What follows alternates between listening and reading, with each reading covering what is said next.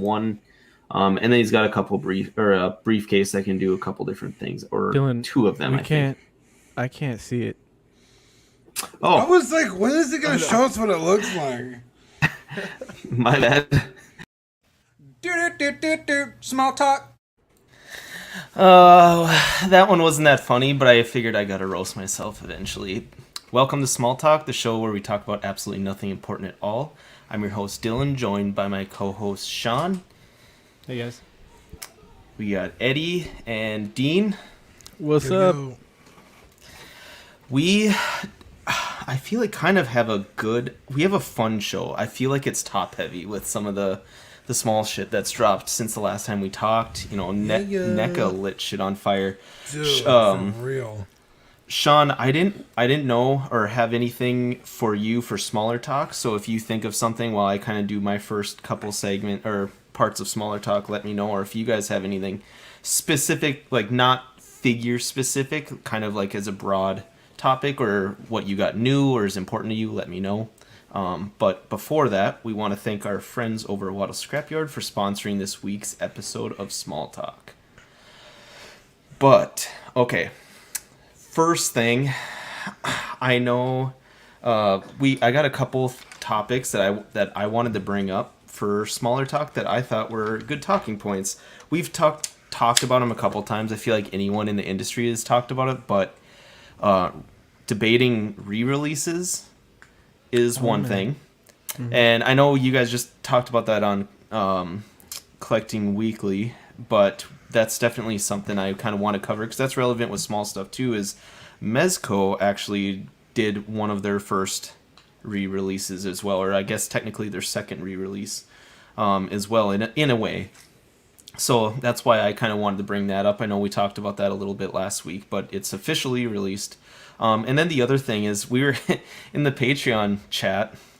We were debating a little bit between like 112, what's worth it, what's valuable to you, or compared, and the reasons, I guess. And I feel like Eddie and I were kind of having some good back and forth there.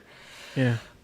So I just figured that was some good live content to include. But the first thing, and what this is mainly in reference to is, or why I wanted to bring up kind of the re-releasing thing, is we're seeing it a lot more with Hot Toys, right? I know that's something a lot of people are bringing up lately, with like the Dark Knight and Dark Knight Rises, Batman Begins figures.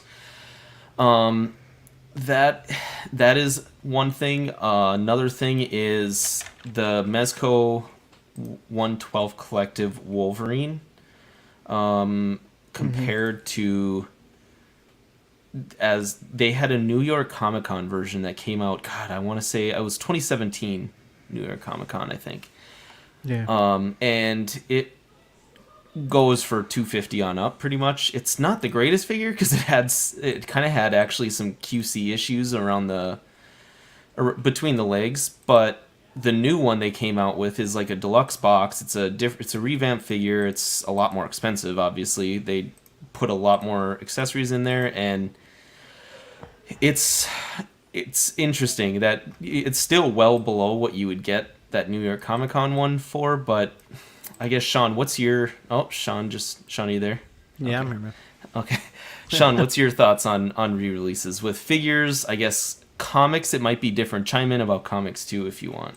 Sure. So as far as figures go, I think it just really depends. I mean, it depends on what figure they're re-releasing, what was the previous release like, and like just how does it compare, right? I think with how the market goes on like the aftermarket, I think it helps level out some of these guys who either might be scalping, or there's guys who buy up everything and just try and flip or whatever. And it gives everybody else a chance to get the product. And I know, like Dean, you've said about like the collecting side of it before, and like we're in this because we're collectors, right? And we want it to hold that kind of value. But I feel like at some point though, like the market would just bomb because of too many, but also not enough. Just depending on the figure, like I think the biggest one that I always think about is like Iron Man. You know, like there's always an Iron Man coming out, whether it's same body mold, different paint type, different armor, something like that. But like you could never get enough of the Iron Man, because I feel like with Iron Man, that was the whole idea, is he had hundreds of suits. So I like the idea of it being able to give other collectors who may not be able to go to Targets and Walmarts at 6 a.m. A chance to actually catch up on the figures when they're not working or after work or whatever, and have a chance to actually get it. Yeah. As far as comic books go, just with how hot everything is, it's a matter of actually getting the book. You know, if it's a 4th printing, well, at least you have the 4th printing of the first Kamala Khan. You know, that's a hot book to get right now. You know, or some of these newer characters that are really hot, you know, or even the older stuff. Just one, because they're not lasting very long, and 2, they're just really hard to find. So they'll come out with a facsimile. So at least you have a placeholder, and maybe one day you do go and find the book at the price you want, at the grade you want, and then great, you know, you pick it up. But I know there was quite a few books that I have personally that I was like, well, I'm never going to buy this book because it's just way too out of reach. For example, like Amazing Spider-Man #1, you know, buying a like a reprint of it, or even like a facsimile where maybe it has an extra story or 2 in it. Well, at least you could look in the book and reference it and say, okay, this is what that was in. And most of the time they even have the ads and stuff as the same book as the original book. But in comics, I think it's a good thing, you know, because again, a lot of these things are really hard to find, and they don't crash the market as hard as sometimes when they re-release a figure. So what do you say to the people? I guess like to Mark had the point, and I've heard it before. Where you mentioned like if it's not marketed as limited edition or have an edition number, then don't bitch about it being a re-release. Yeah. But what do you brought that up last episode? Yeah, and I've heard that as an argument before as well. What do you say to, I guess, to go against your points, Sean, where if that it takes away the value or devalues the collectibleness of something, where like if people like the hobby because of the exclusivity of it, what would you say to that? I mean, for me, I guess I could just speak for myself in that, like, I'm a collector, but I just want it. You know? Like, if the figure was $500 when I bought it, but then crashes all the way down to like 100 or 50, you know, if I got what I wanted out of that figure at that time when I got it, well, then it was worth it.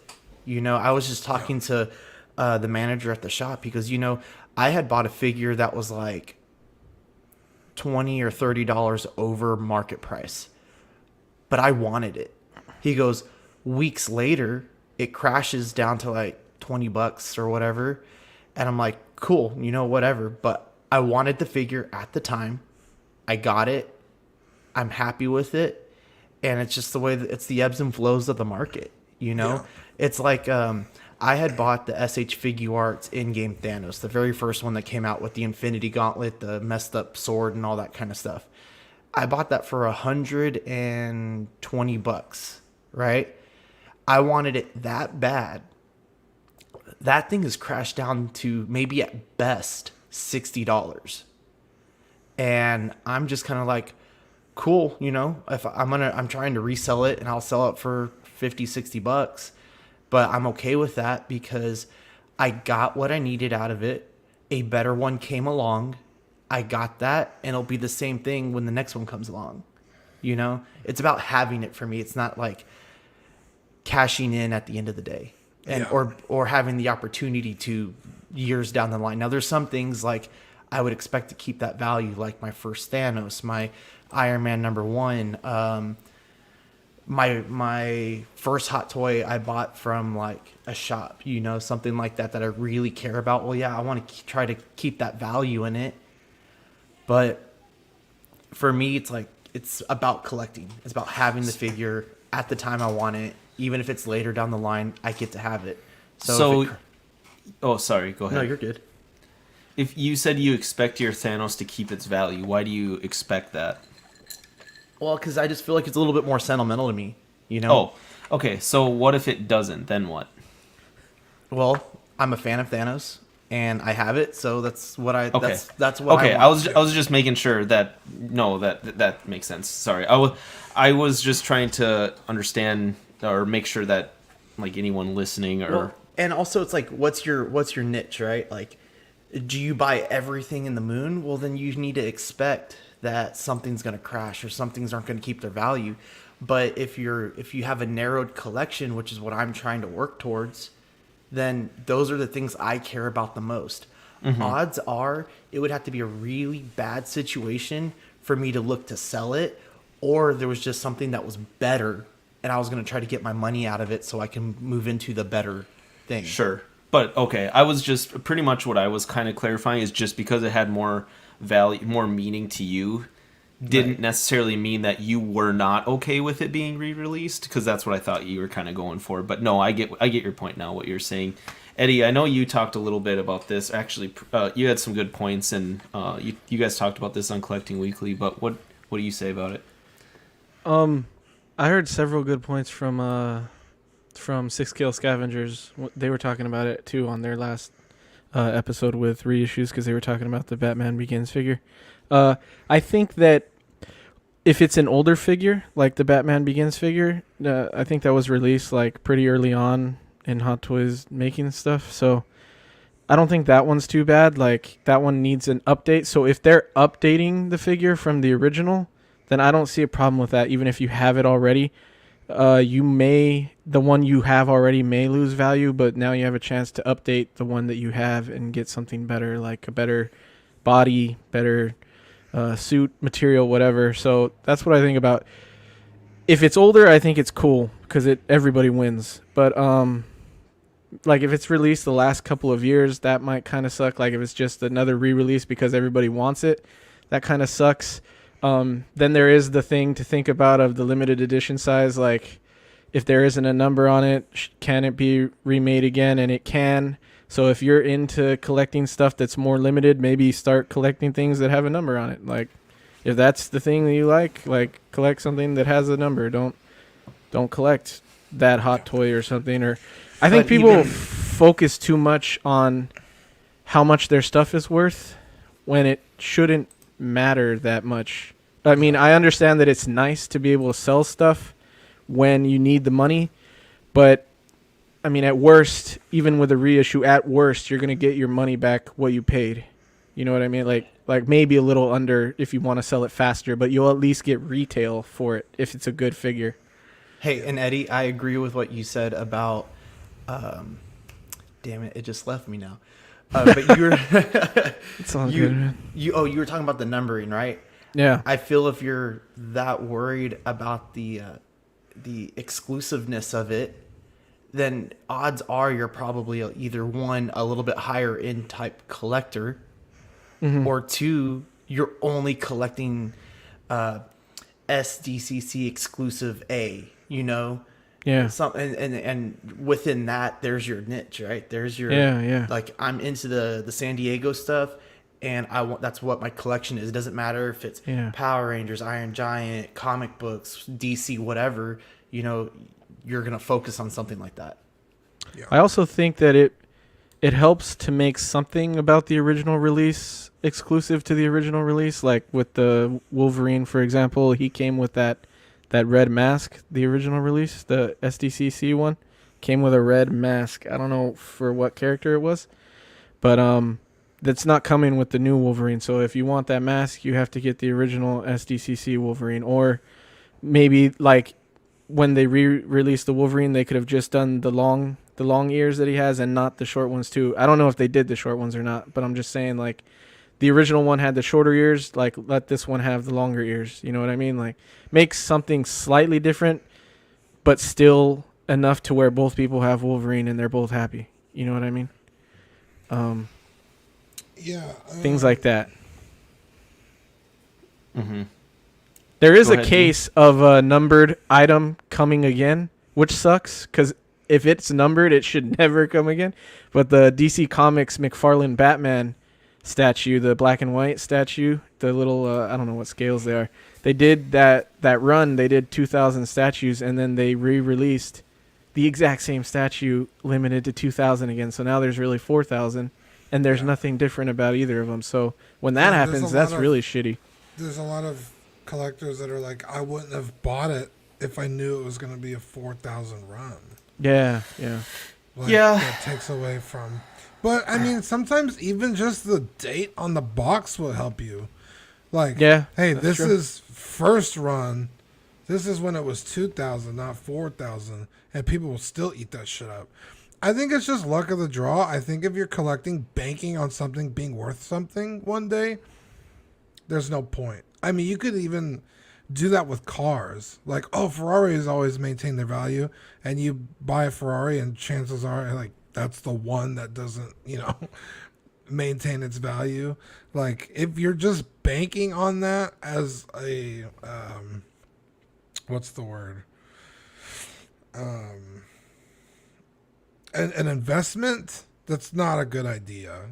I think, most of us here are collecting to collect. Like Sean said, like, I bought it because I want it.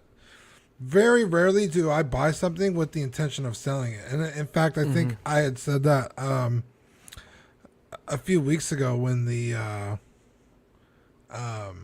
Krennic was coming out. I was like, even if I know for a fact that this figure is going to be worth 3 times what I'm going to pay for it, I don't want it in my collection. And I'm not going to rip the next guy off just because I have hindsight.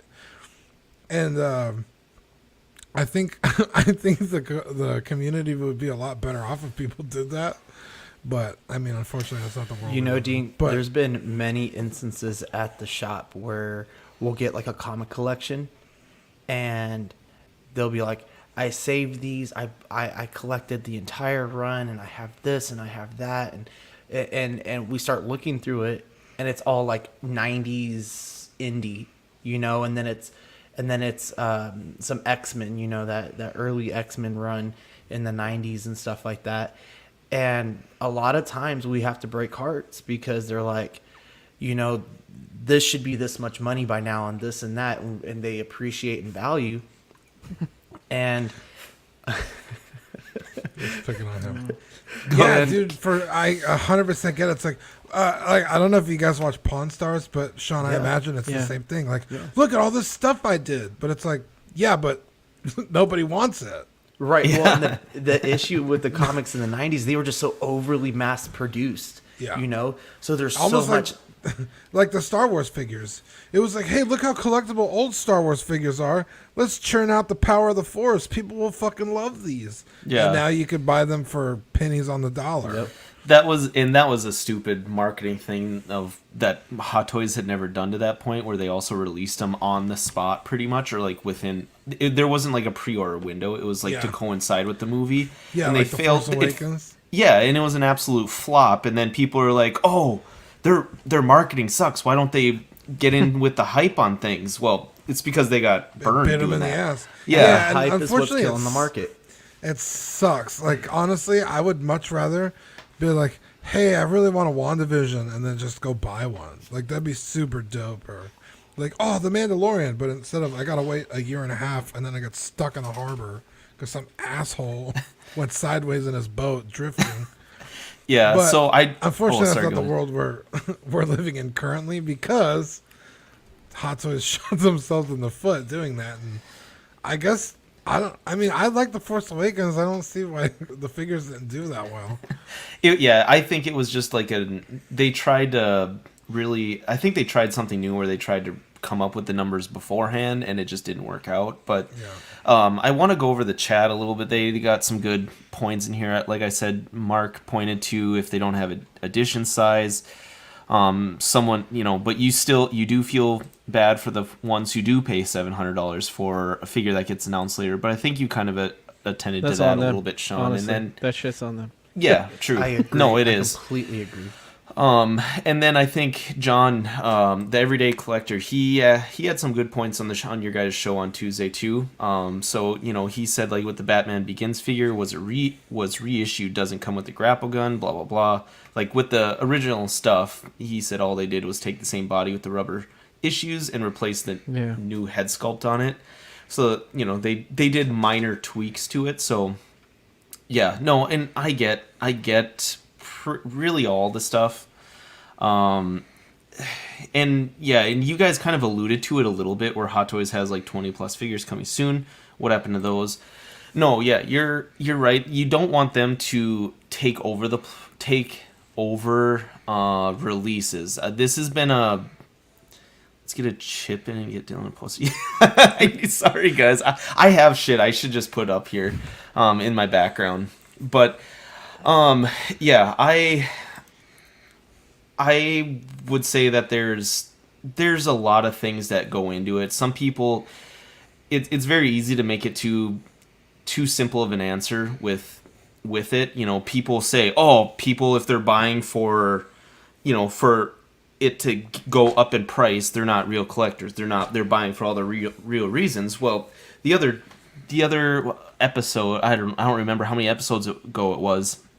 I said, or I asked the question, I said, how many people, if a figure you're on the fence about is going to go up in price, how many people in the community does that change their mind on if they want the figure or not? A shit ton. Like Dean's case, what he said about Krennic is very rare, but it's also part of collecting, and the exclusivity of it. Like I understood John's points too from the last episode. I believe Jonathan. Sorry, I don't know if I have the go ahead to call him John, but the everyday collector. I'm sure he's cool with it. He mentioned essentially like they're just dolls if they're not exclusive. Yeah. I mean, they're dolls either way, dude. Yeah, no, that's true. And it is really hard. So I like to compare it with everything else. So just anything that does well seems to get re-released in one way or another, even if it's not like a collecting hobby, right? Like look at the Ford Bronco, for instance. Just take a car. A lot of like old brands like Chevy Blazer, Trailblazer, they're bringing back these old names because they did well at the time. Obviously, they're selling on nostalgia, but it's just this fucking chat's like distracting the Bronco? me. Is that what you're saying? Yeah, They're yeah, re-releasing the Bronco. Right, how they came out with like a new Bronco and everything like that. But re-releasing is just like a part of everything, part of consumerism. In my mind, I think Mark, to kind of go to his point about if it has edition sizes and they promise you like it has these certain edition numbers. So if it has those, then they use it as a marketing ploy or a selling technique. You have good reason then, in my opinion, to kind of come up with a ruckus about it if they use it to sell the item, because then that's not fair. If they used it to sell that item and that was part of people, yes, it might breed scalpers and people that just get it for the money. Yes, it does that, but it also does is that everyone's roasting me right now in the chat about not having a background. Wow, man. But it is a reason people buy things, especially if they're on the fence for it. People buy the hype for it. Now, I think a good way of kind of, a lot of people like to say you're not a real collector. I'm sorry, but nobody gets to say you're a real collector, not a real collector. I'm kind of in the boat to where if like no one gets to tell who, what to collect, how to collect, that sort of thing. But if you're buying something and you sell it during the hype for that reason, there's either two things. Either you bought it with intention to do that, or you're buying it because you don't care about it and it's a good window to sell it. There's a lot more to go into the whole scalping argument, but overall, I think it's an edition size thing that they have to be honest with. And honestly, Hot Toys never does that. They haven't they said there is limited edition on certain things before, like some of their Hong Kong exclusives and things like that. Like the SDCC stuff and that stuff. I think says limited or on it. Yeah, and Mezco will say limited edition on some of their things. So like the White Skull, they were very honest with, or they came out and said, there's 500 edition size, but they're not. They always say, they're not going to dive into the. They're not going to dive into the realm of giving people edition size. I know a lot of people try and find the boxes and carton counts there, and Mez in the interview that we covered last week, he put an end to that and saying that was just essentially a shipment to that area, like a distribution number. That means nothing. But there's something else that I think should be said about Hot Toys. I think people are a little quick to jump the gun on hating on them. Like, when they see these reissues, which there's been only 3, like Mark V, this Batman Begins, and maybe the Nightmare suit, which there's been more. Suit, a lot of the recently, Iron Mans. Yeah, okay. Well, Iron Man don't count, I don't think, because they're doing them in die-cast now. So I think they're reissues they're doing in die-cast. So I don't feel like that's a 547. They're making them better. But I think that people are quick to jump with the hate because they do try to be innovative, but people don't like it. They do these things like Venom Pool and these Venomized things that are popular in comics, and people shit all over it. People are like, what the fuck is this? I want my figure. I want my Bespin Luke. I want this and that. And it's like, dude, this is a company trying to make money. They're being innovative like you want them to be, and when they are, you shit on them. And then it's like, of course they're going to reissue the hype because that's what people want to buy. Like, you got to think of it like that, dude. Like, you can't get mad at them for one thing and then shit on them when they do what you're mad at them about and you just don't like it. Like, some people got to realize not everything is for you. To ourselves. Yeah, exactly. Then the classic argument of saying, they're a business, they're out to make money. They're aware. Everyone becomes aware of aftermarket prices on their own product. Like Mez says that he's like, I don't troll. When Mez was talking about his Mezco figures, he's like, I don't troll eBay to sit there and look for what my items are going for. But someone sent me something. It was one of their older releases. He's like, and I was just blown away about what it was at. And he's like, I try and stay tuned. He's like, it's not our intention for prices to get there, and frankly we don't like to see it because that's money gone. He's like, we're not a non-profit, we're here to make money, damn it. So that's the big, from their end of the spectrum, it's tough to bitch at them about that sort of thing. Again, like I said, if you use it as a selling point, then that's iffy. I think that's where you can really come at them on it. Because I think that happened in playing cards, that's a big thing. A lot of playing cards have edition sizes that they'll include on a seal. Like here, you probably can't see with the cellophane on it, but so 64 out of 850 or something. That's a big deal. And someone at some card company re-released something that had an edition size, and they got absolutely annihilated for it. Yeah. So yeah, I think we kind of beat that subject to death, but that was a good kind of talk, I feel like, and that kind of brings us into this Wolverine figure.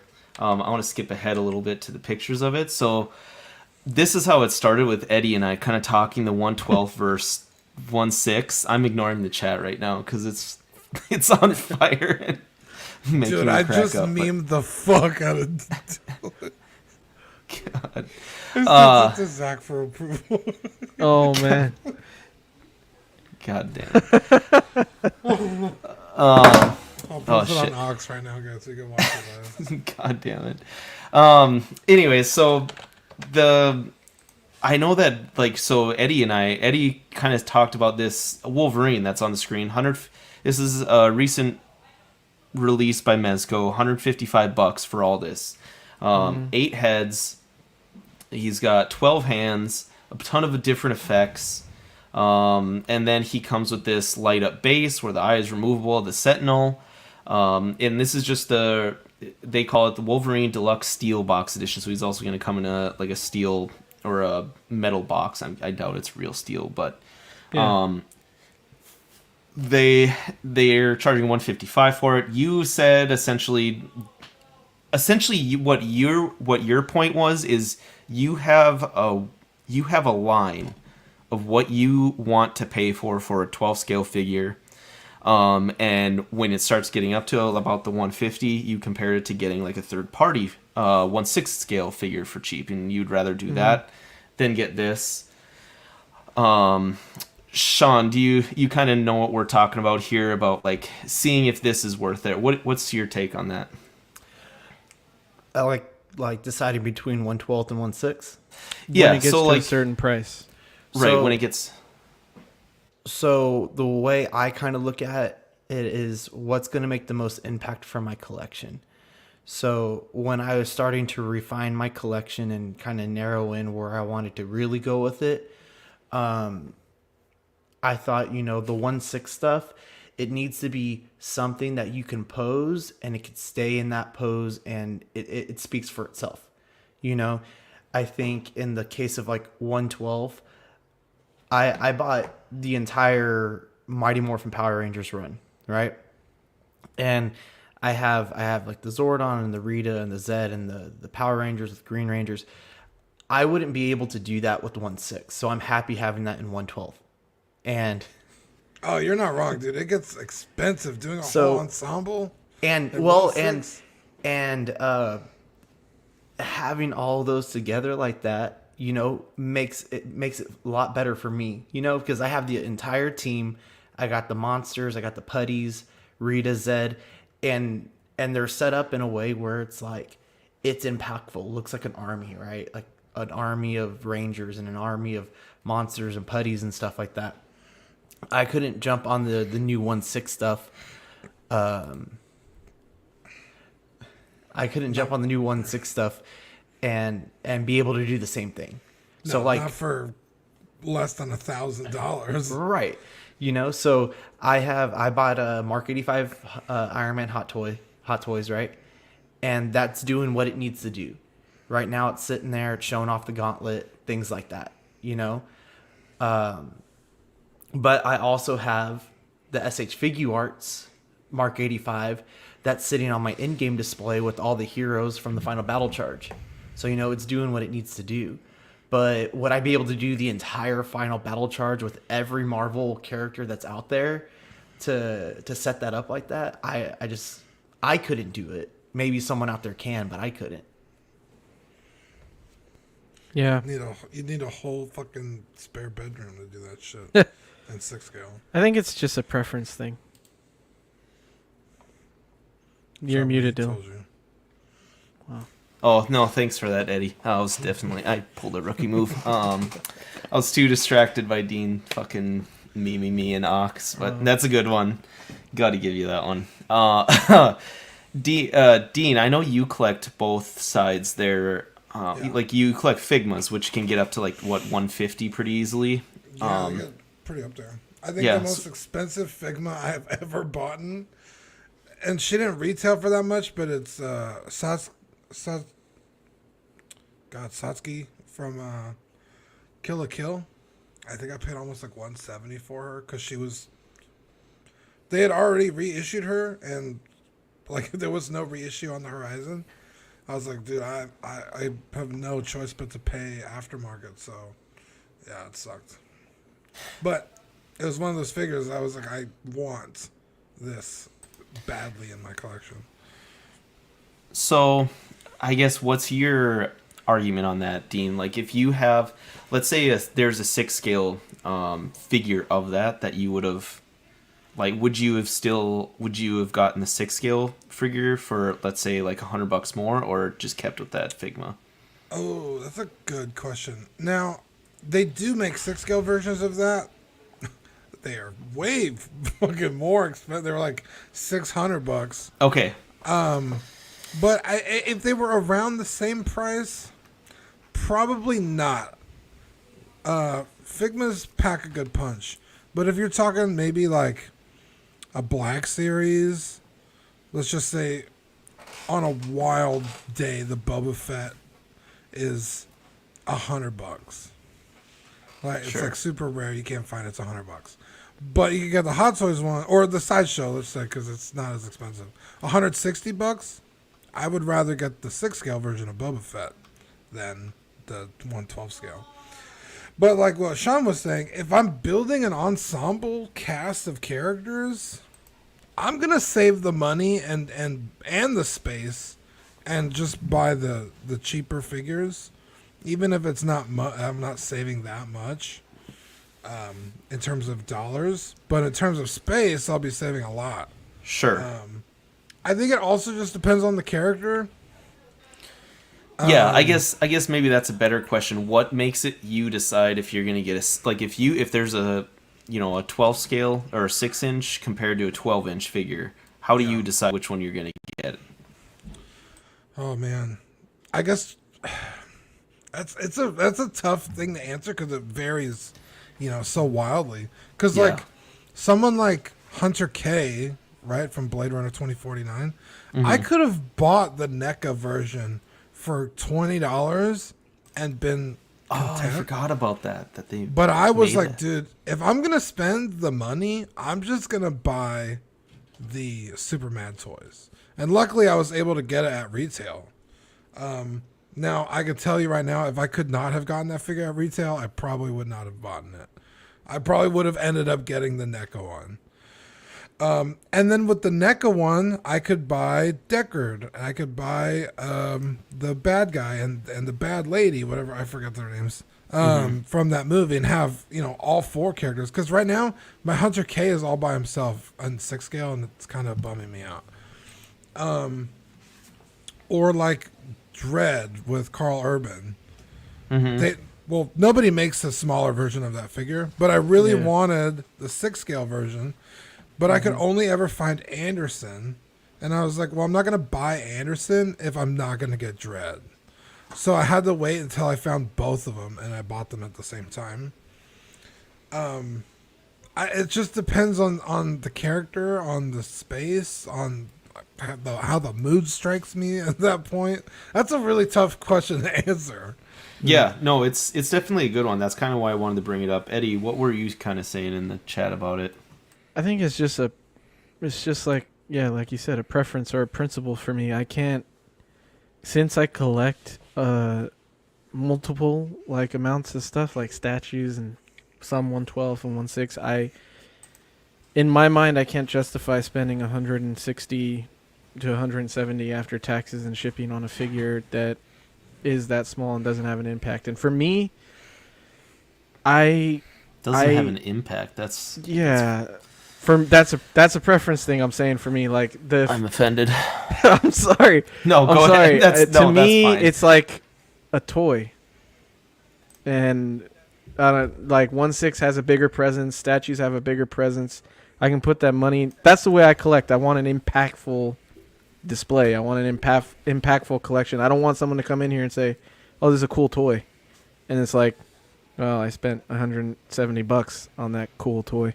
You know what I mean? Like, it's like, how impressive was it, for you? Yeah. So that's the thing for me. But I totally think that with the light up feature and the amount of accessories, I see why the 150 is justified. It was just more of like I can't justify the 150 personally to spend on something like that.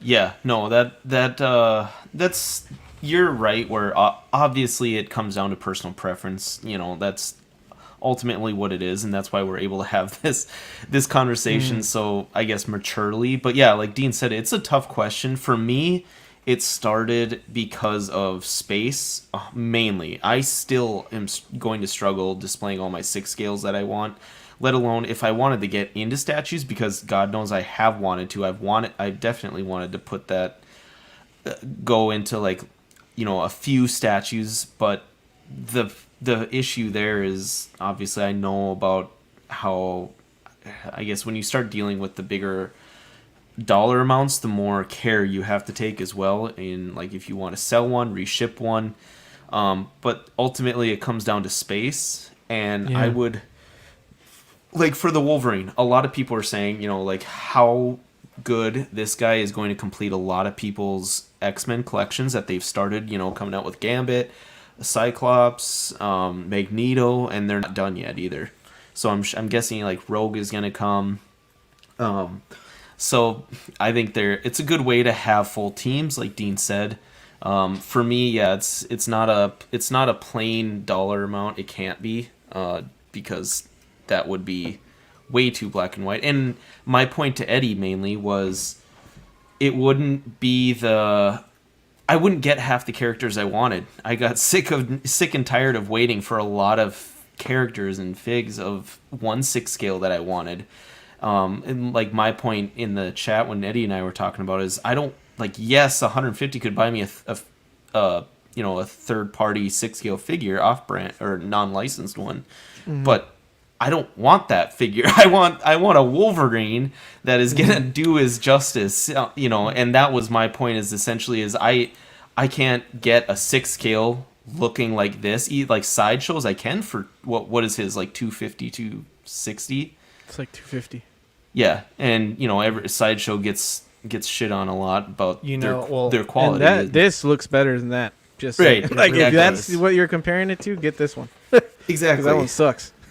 And I saw Sorry, the Quinn. Sideshow one at the shop, and like the Yeah, it legs looks wobble, and it's tough, man. You need that base and everything. It needs some help. They've gotten but I had the brown suited version, and I actually really liked it of the Sideshow brown suit. It didn't have a little bit of wobble, but it wasn't terrible to where it made me mad at it. What were you gonna say, Dean? Oh, yeah, the Sideshow one. I mean, it broke on stream. I would never buy that. Yeah.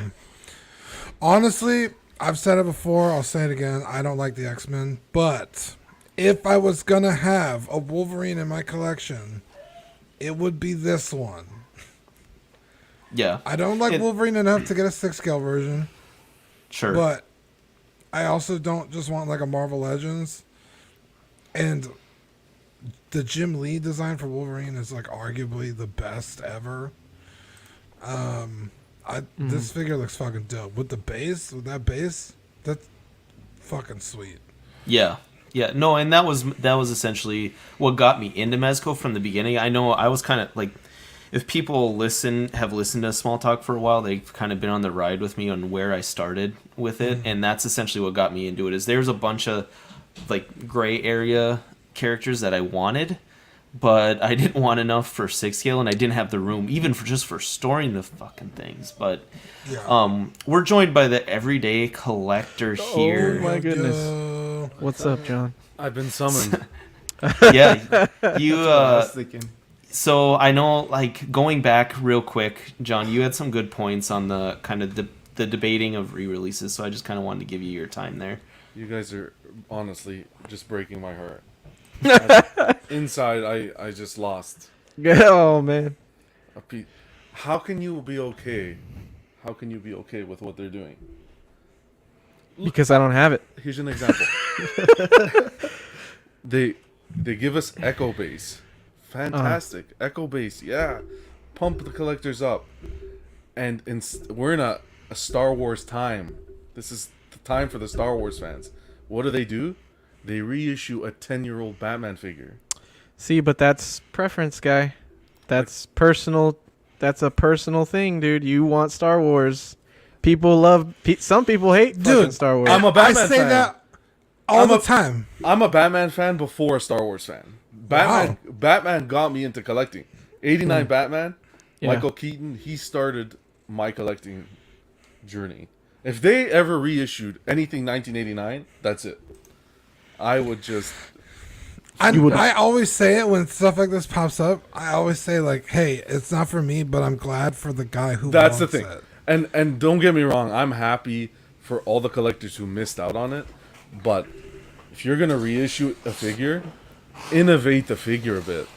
That is Like, true. you're not I agree with wrong. you there. Innovate the You're figure. not 100%. wrong. They didn't include the grappling gun, which is a joke, and the suit is gonna deteriorate in less than. If you put him in a dynamic pose, it's exactly like the same issues the original had. It's gonna be So gone. But isn't So that you- the risk you that wanted- take? you wanted a Hot re-release, Toys. but a new and improved re-release is what you Like a wanted. two, like a Look, 2.0. if you're gonna Yeah. do a re-release, do a re-release that makes everybody happy. The original collectors who have the original piece, mint in box, and by all means, I'm not a scalper. I haven't sold a piece in my collection ever, but I like having the original boxed up. That's the kind of collector I am. Make everybody happy. You guys brought up the car industry. You look at the car industry, they're redoing the Bronco, they're redoing the Challenger, the Charger, but they're not the exact same. To be fair, that Cars. was a bad analogy on Dylan's part. They're not though. the same cars. I was just saying overall, like Yeah, that was a fuel bad injection and that was a- airbags and seatbelts. that was a bad analogy because yes, like collecting cars is still a thing. But you had the right idea. Right. My point is that anything consumer gets remade course. in a sense. But you're gonna always have those classic car guys who get those classic cars. Those classic cars go more than what the originals, for more than what the reissues are going for. Yeah. So my Yeah. father-in-law Not is a wrong. classic. He's a classic car collector, and he has the original Smokey and the Bandit Trans Am. This thing Sweet. wins. Nice. He wins national competitions Oh, yeah. every single year with this car, right? Yeah. And I think Dylan was the one who said it. I really think it's about the nostalgia, because who are they targeting? Those guys who had the 65 Mustang were the 17, 18, 19-year-olds Exactly, who were exactly. able to snag it. Yeah. And you know what? They grew old, and now they're 50, 60 years old, and they had to sell it for whatever reason. Maybe the car was just bad. It deteriorated over time. But you know what? To get that vehicle again at whatever age you might be is a big deal to me. I think about like The Small Soldiers. I love that movie. I yeah. love that movie. And the moment I found my Archer and my Chip Hazard again, after being like, I'm out of the toy phase, I'm going into middle school, I want to play sports, this and that, and then years later regretting getting rid of it, when I found it, it instantly brought me back. The foot is broken. You can see inside the ball joint. The voice action for Chip Hazard doesn't work. It was corroded on the inside of the battery pack, but I had the figure. I had it. And you know what? If they were to come out with a 2021 or 2022 version of these guys, I'd keep the vintage one and buy that one, because I knew that maybe I could recreate a scene in the movie, that I Yeah. wanted to recreate. Like, it tells a story for me, Yeah. And when I think about like what Dylan was saying with classic cars, I think it's the same thing. Yeah. The kids that are our age, we're calling us kids, but like, when were you able to afford that Trans Am or that Of course. Camaro or that Viper? Any of those big cars that were in our teenage years were like super hot, and you had to get rid of it because you went to school, or you just needed to upgrade because you had a family. Yeah. I mean, I really think it depends, and I agree with you when you say like quality. Like that's a big deal. We do spend a lot of money, so we should get a quality product. But I mean, just to have it again is a Of course. big deal. And you guys are 100% right. Reissues are important, and reissues are inevitable. Even for statue collectors, you have a statue. They can number a statue.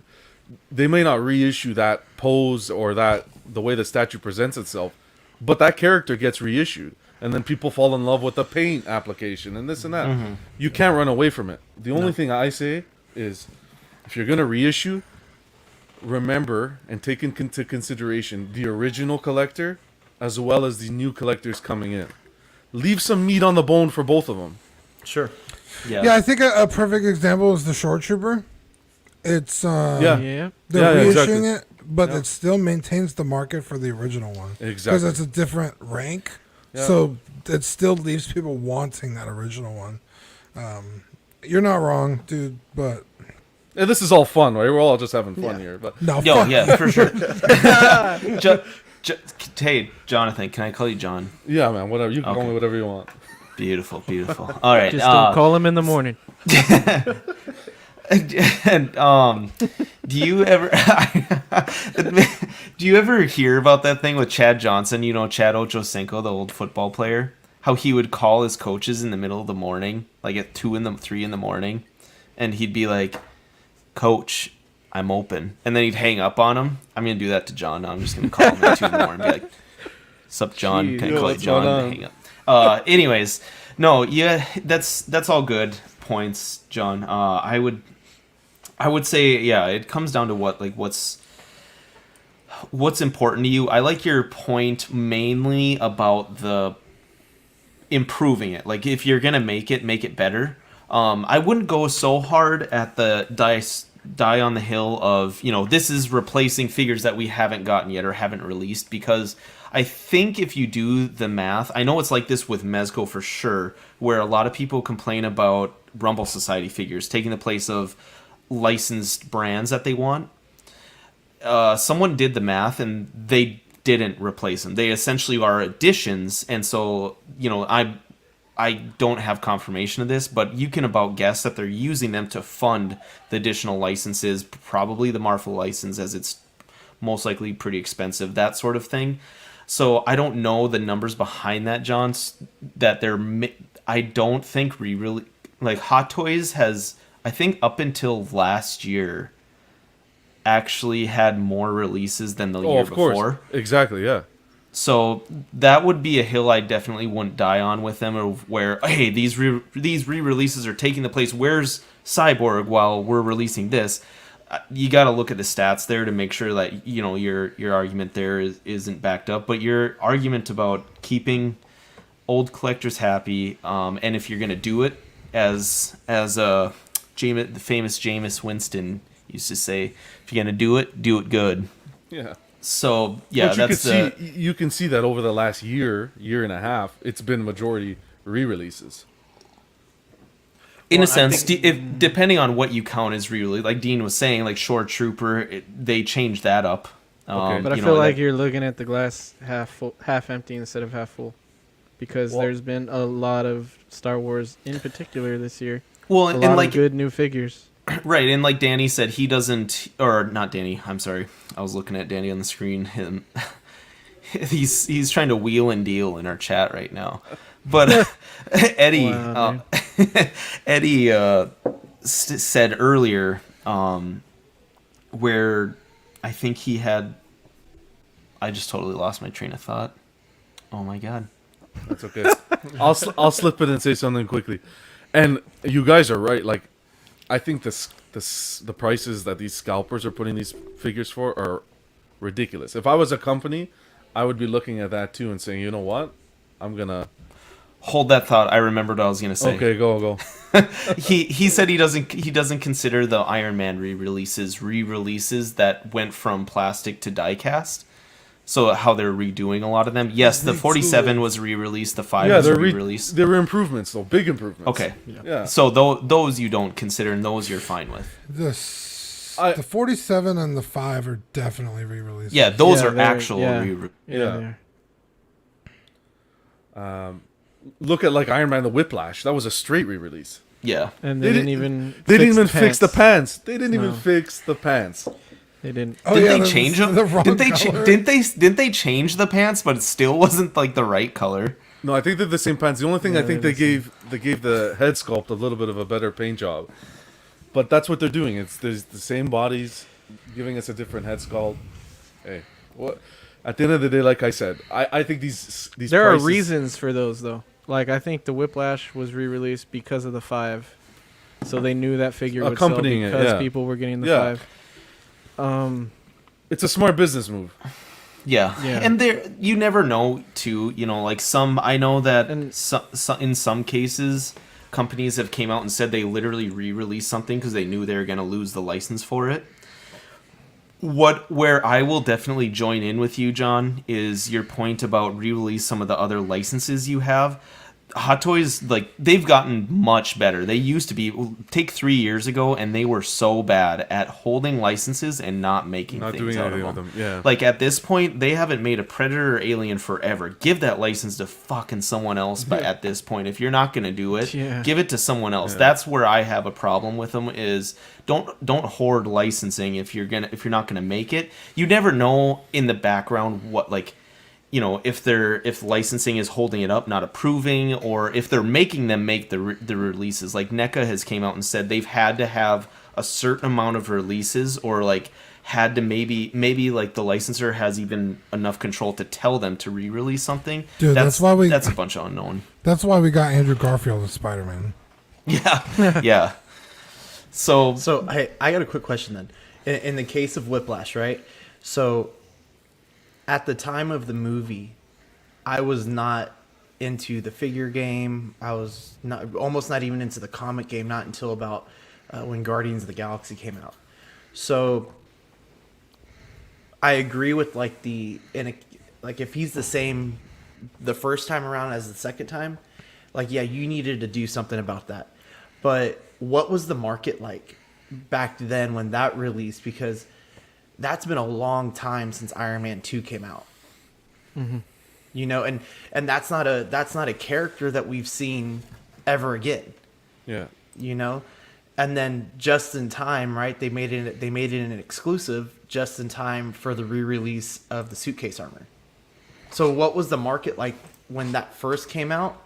Because I would maybe argue that it was not how it is now. No, of course not.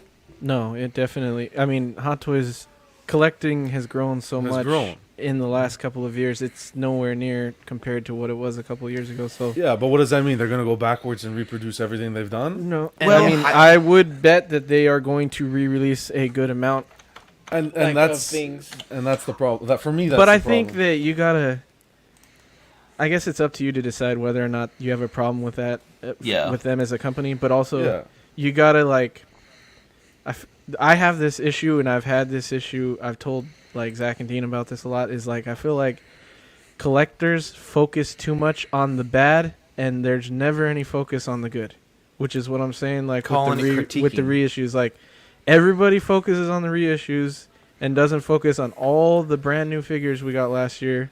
And the new announcements, like they announced Clone Wars last year.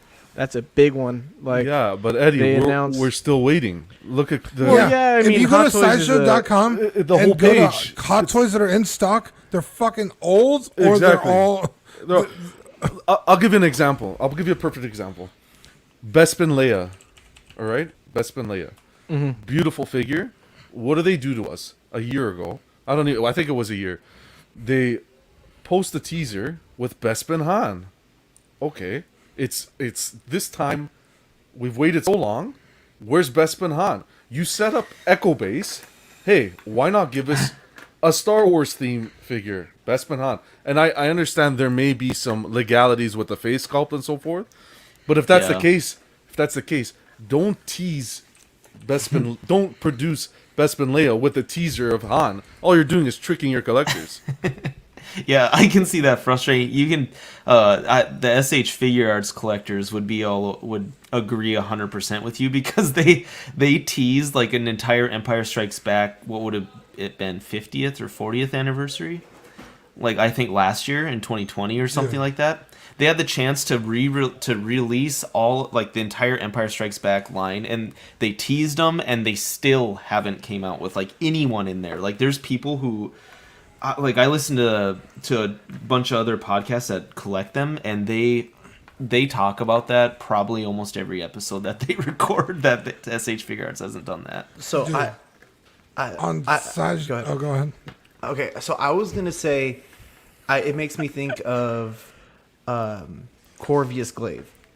I've saw like promo pics of what looked like a 1/6 scale Corvius Glaive that is not released. And I know like Infinity Wars is still a little bit more fresh than some of the other stuff we're talking about, but you know, that's not come out at all. And the best thing that they've come out with is an Iron Studios statue of it.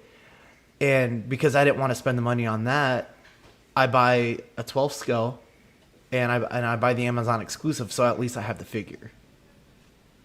Yeah. And we have don't the know what's gonna representation. get. We don't know what's gonna get released for Star Wars in May. That's They're gonna have a big Dude, old Star Wars. 100%. There's gonna be. 100%. They released Batman because it's DC and because Snyder cut and because Yeah. DC's hyped right now. So they were like, "Hey, we were gonna reissue this anyway. Let's do it now when everybody's wants DC." Yeah. You know what I mean? So it's just the time. I and really stuff. I agree with you. I think that they're definitely gonna step up their game for the May the 4th, the Star Wars releases. I think we're gonna see the what's his name, Obi-Wan, the Clone Wars. I think they're gonna step up their game. So let's see what happens.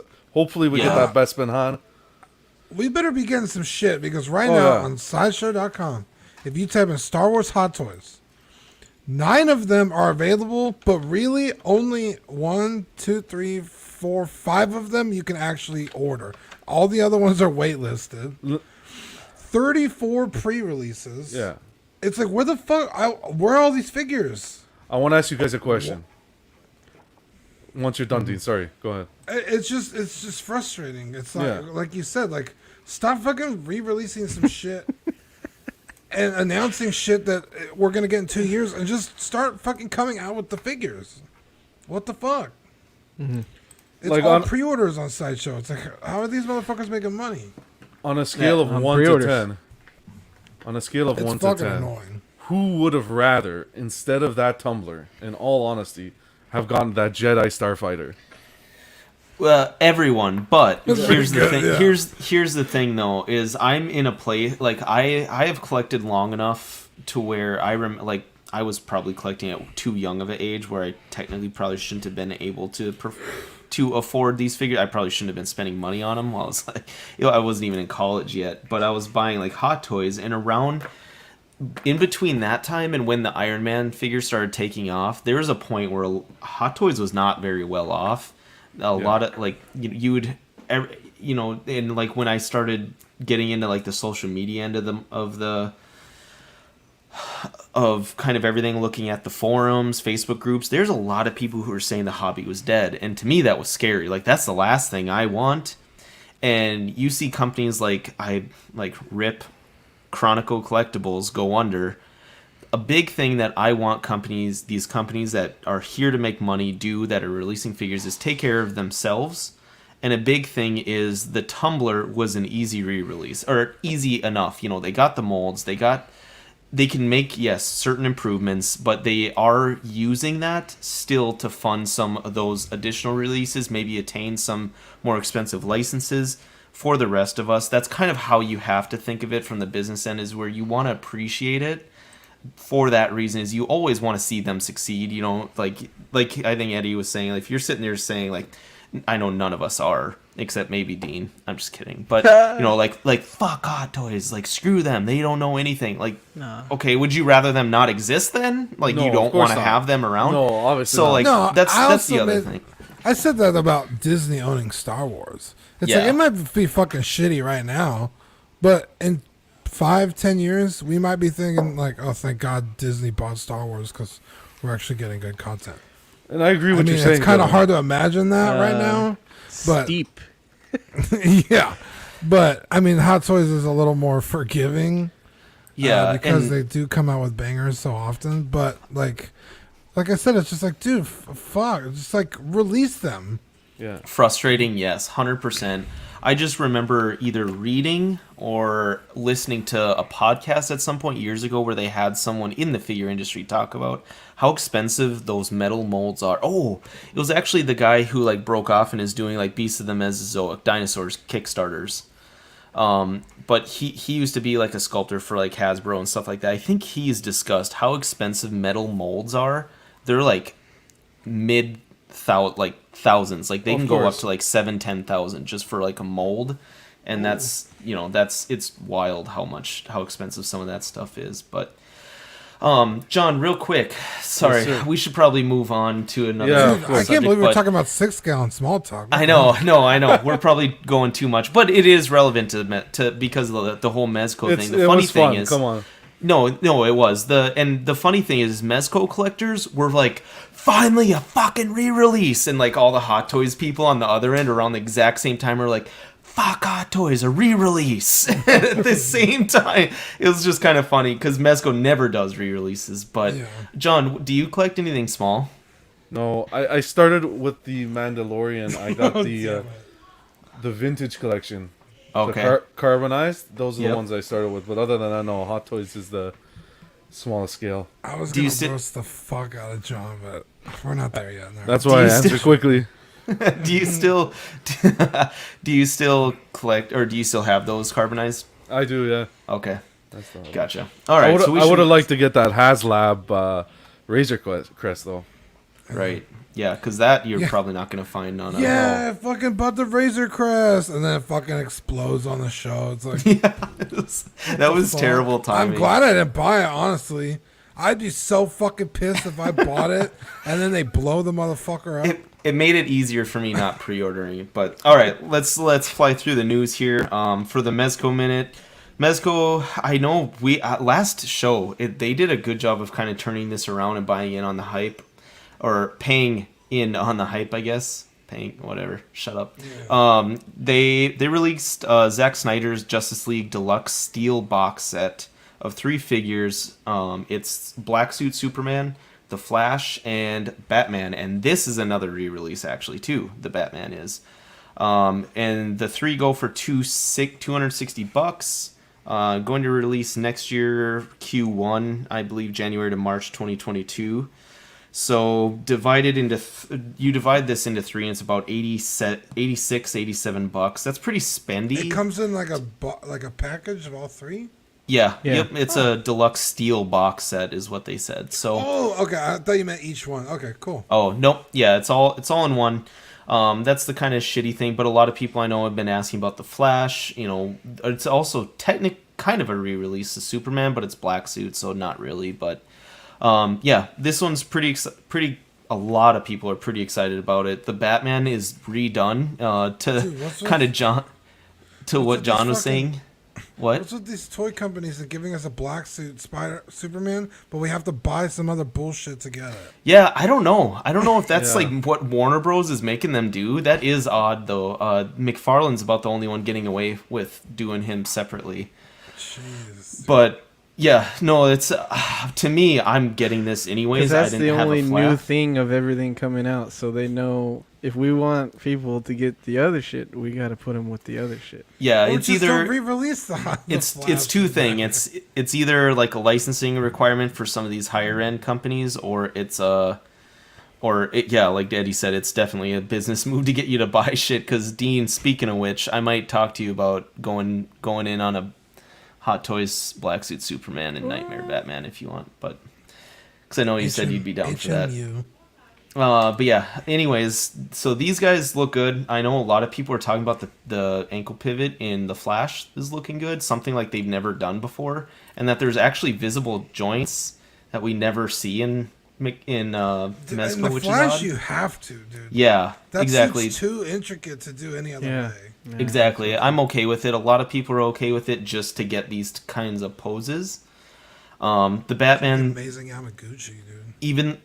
that is really awesome. But the Batman, everyone was really liking the kind of redone suit. The abs look a little over the top. I don't know if that's exactly what it looked like in the movie, but overall, I'm just jacked that they're coming out with it again. They also did a Popeye Deluxe box set for $55. This includes Popeye, Bluto, Olive, and then I don't know that chef's name. What's his name? Do you guys know? I don't I'm know. not sure. But- I think it's Eddie, actually. Wow, dude. Nice. Anyways, this is due August to October 2021. $55. You get these 4 figures, and this is their 5 points line. So I think 3 3/4 inch scale. Their 5 points line. If you're into the 3 3 inch or 3 3/4 inch scale, they do them really well. Their paint job is very well done. And then this one we've kind of talked to death about a bunch of different things, but they also released a Wolverine Deluxe Steel Box Edition for $155. due in October to December 2021. That's 8 a lot of interchangeable, fucking head sculpts. 8 heads, I've including never like seen his a figure first. with that many heads. I know Yeah. it's 8 heads is wild. So he comes with his first appearance head, I think is what they said, right, Sean? From Yeah. like the comics or something. That's what This those figure's ones are got more from. head than Mark. Wow. Dude. Unbelievable. was a good he one. comes with, he comes with a lot of like effects for his blades. He comes with like the bone claws, his steel claws, or not vibranium. What's he made out of again? Adamantium. Yeah, adamantium. Thank you. And then the biggest thing is the base. He comes with this defeated Sentinel base with a removable eye, and he lights up. The that he base can looks stand great. on. This is pretty Danny. awesome. Yeah, the base is Danny awesome. told us the chef's name, by the way. We missed it. Chef is Roughhouse. Thank you, Danny. You got our back. MAFEX did a Shin Ultraman number 55. This is September 2021 release for $80. Dude, I know that this is like pretty show accurate, but that was one goofy looking motherfucker. It. I was going through pictures of it, and there's like 4 pictures of him just standing straight like this, and it was like almost awkward. I just like for whatever reason I felt like I was looking at something explicit for whatever reason. I don't know why, but okay. So McFarlane news, Mortal Kombat. There's 2 new releases. I was not able to confirm if these are Amazon exclusives, but if you go to their website, that's where it takes you to purchase these 2. It's Noob Saibot Kilgore skin, so this is their second version, and he goes for $20, released June 16th, and then Cabal Hooked Up skin, so a different skin there as well. I think it's the second one of him as well, for $20, also June 16th. Cabal is my favorite, by the way, out of Mortal Kombat, in case anyone wanted to know. Blood Angels Primaris Lieutenant Gold Label series. This one's due to release. I don't think it has released yet, but this is their Warhammer 40,000 Gold Label part. Danny asked if the 2 Mortal Kombat guys were from the game or movie. It's the game, because they're different skins. The other thing, we didn't know much about this last show, but hell am I looking at? so McFarlane also they finally came out with the unmasked Batman from Justice League, cool. Zack Snyder's Justice League. Have So you this ever is- seen Ben Affleck before? This is unmasked Look Bruce at- Wayne. It looks more like Superman than Batman. This was an Entertainment Earth exclusive, already sold out for $23, $22.99. Sold out? Yeah, it sold out pretty quick. June 2021 release. Okay, before I'll let you guys hack away at this while I run to have the you bathroom seen- quick. But Have you seen that music video with Lionel Richie where the blind girl just feels his face No. and makes him out of clay? Is that what? Did they hire her to do this fucking Bruce Wayne sculpt? okay, the only thing I will agree with everything that you guys are gonna say in the next 5 minutes to roast this figure, but Robo on his weekly had a good point of this is a good Bruce Wayne, god awful bat flick. Not fair. him at all, That's- but it's a that's good. fair. It does if you just want him to be a Bruce It's Wayne, like that's fine. if Lego Batman or Lego Bruce Wayne was an actual figure. Yeah, I want him to be Bruce Wayne on a Batfleck figure. That's what I want. Oh, you do want that, No, I'm joking. Like Oh. everybody's gonna want the Ben Affleck head. right? This is. I mean, maybe it'll look better post. When it actually comes I out. don't think it will. This is bad. Does he I mean, come with a helmet? I don't know. He should, Yeah, but he I don't should. know. But like, what was I? Dude, this is just not good. Like, for McFarlane, who's like, all their figures usually have fantastic sculpts. This is so terrible. looking. Does he have? Well, I guess we talked about this. The likeness stuff. I've never seen good likenesses from him, but I don't know like the football stuff, and like the Walking Dead stuff that he did. I don't know all that other stuff, so I'm just Dude, basing it off yeah. of recent. I've been collecting McFarlane figures for literally as long as I can remember, and to me, his likenesses and sculpts have always been on point. Like his He did like Kiss figures. He did like the movie Maniacs line with like the Terminator. Who else is in the movie Maniacs? Snake Plissken from Escape from L.A. Like those are all like such good figures and likenesses, and then this, it's like.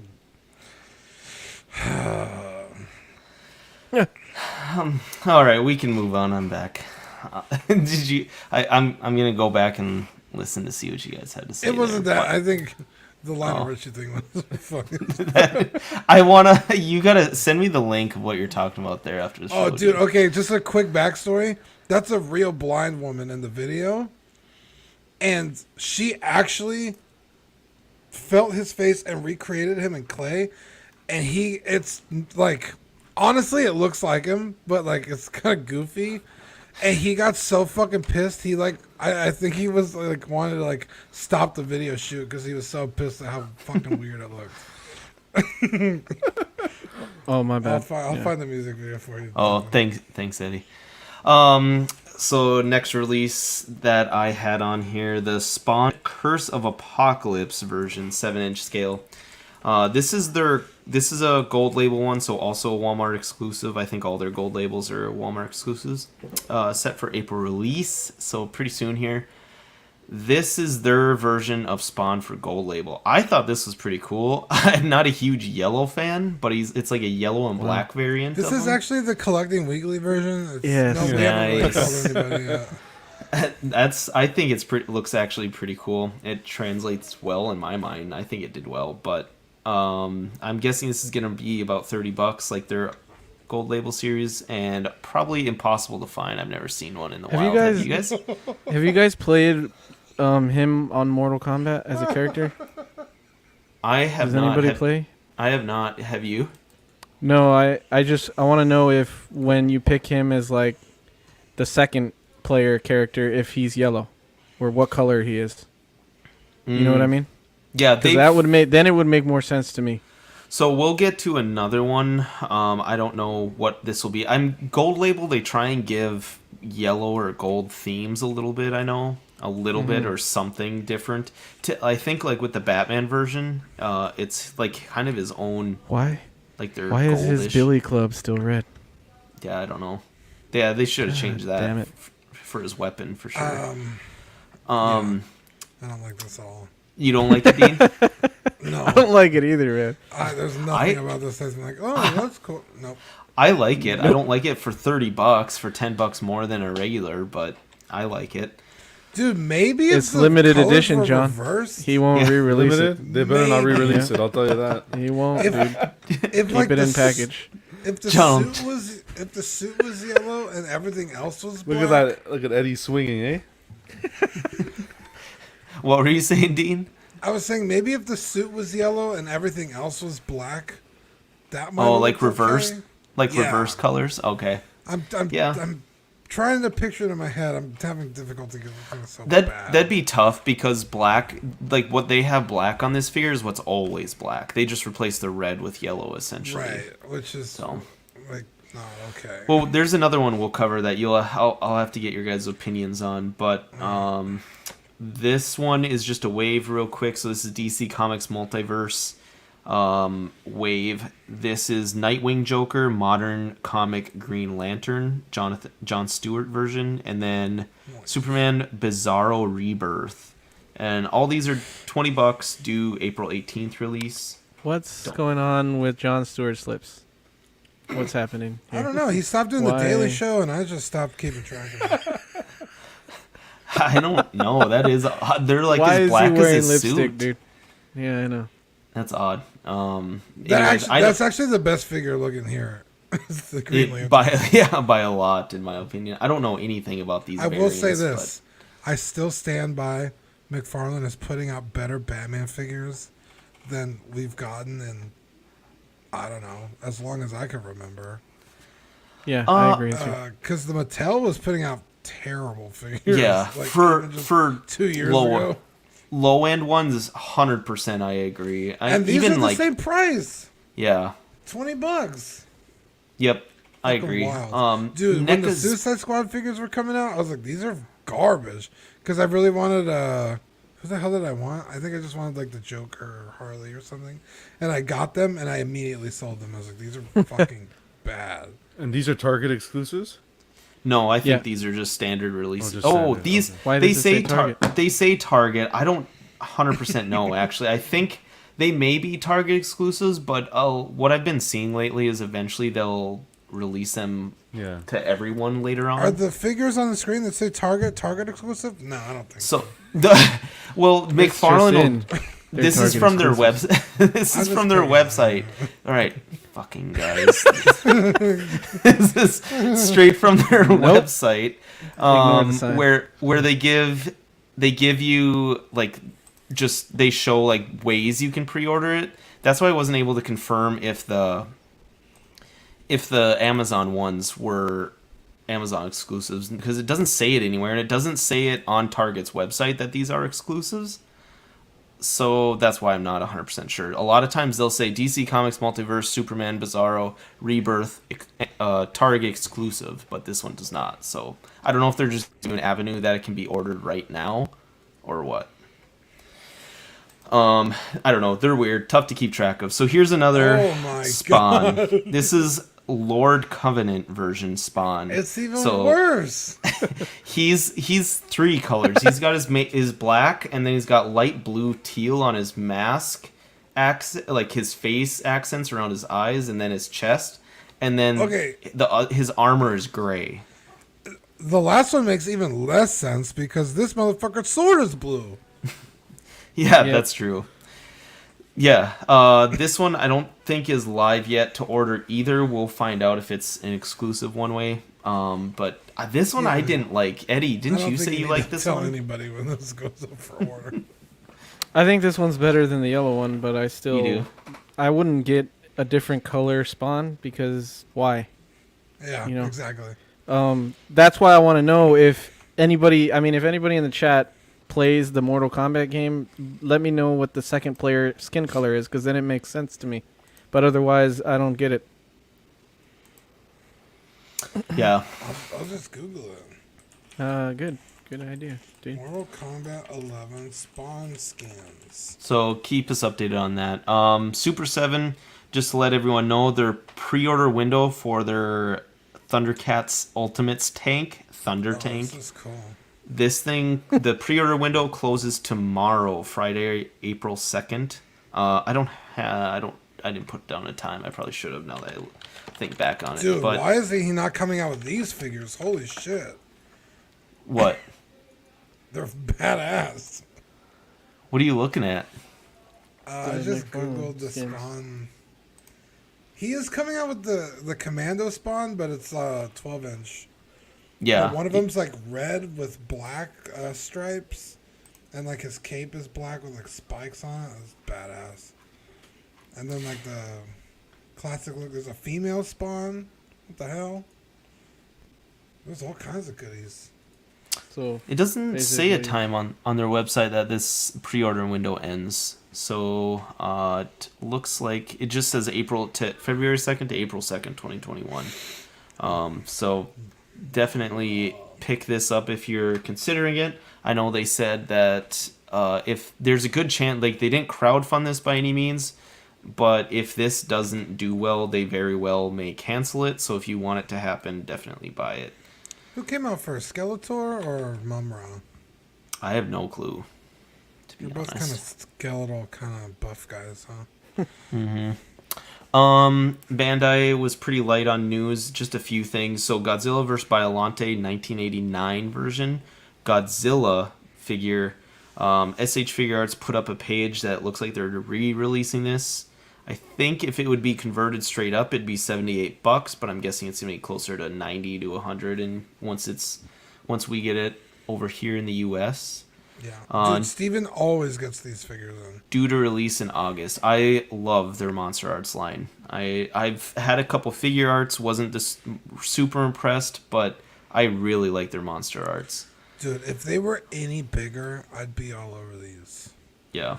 But like even the NECA Godzillas are bigger than these. Yeah, they are. They're pretty small, but they're well And done. the articulation isn't that much worse on the NECA ones.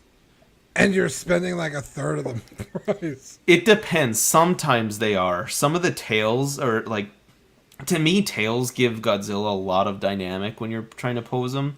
And my favorite ones, like from the Netflix anime one, they're really good. And what I like about them, what kept me away from them is the visible joints. I've never been a fan of that in anything, of visible joints. And that's kind of probably why I don't like SH figure arts overall. But their monster arts, the ones that I really like, the Earth Godzilla or whatever, it looks natural. Like where the joints are, it just looks like it's part of the figure. That's why I like them. Like this is okay on the tail there, but like around here and here, you definitely have to work to pose them so it doesn't show up. You kind of have to make sure it doesn't, the arms, it's not too obvious. But NECA ones are not bad by any means. You gotta just look at the paint jobs with them, because if anyone remembers, I didn't get the 2019 Godzilla, the first release Godzilla of NECA's, because his eyes were going two different directions.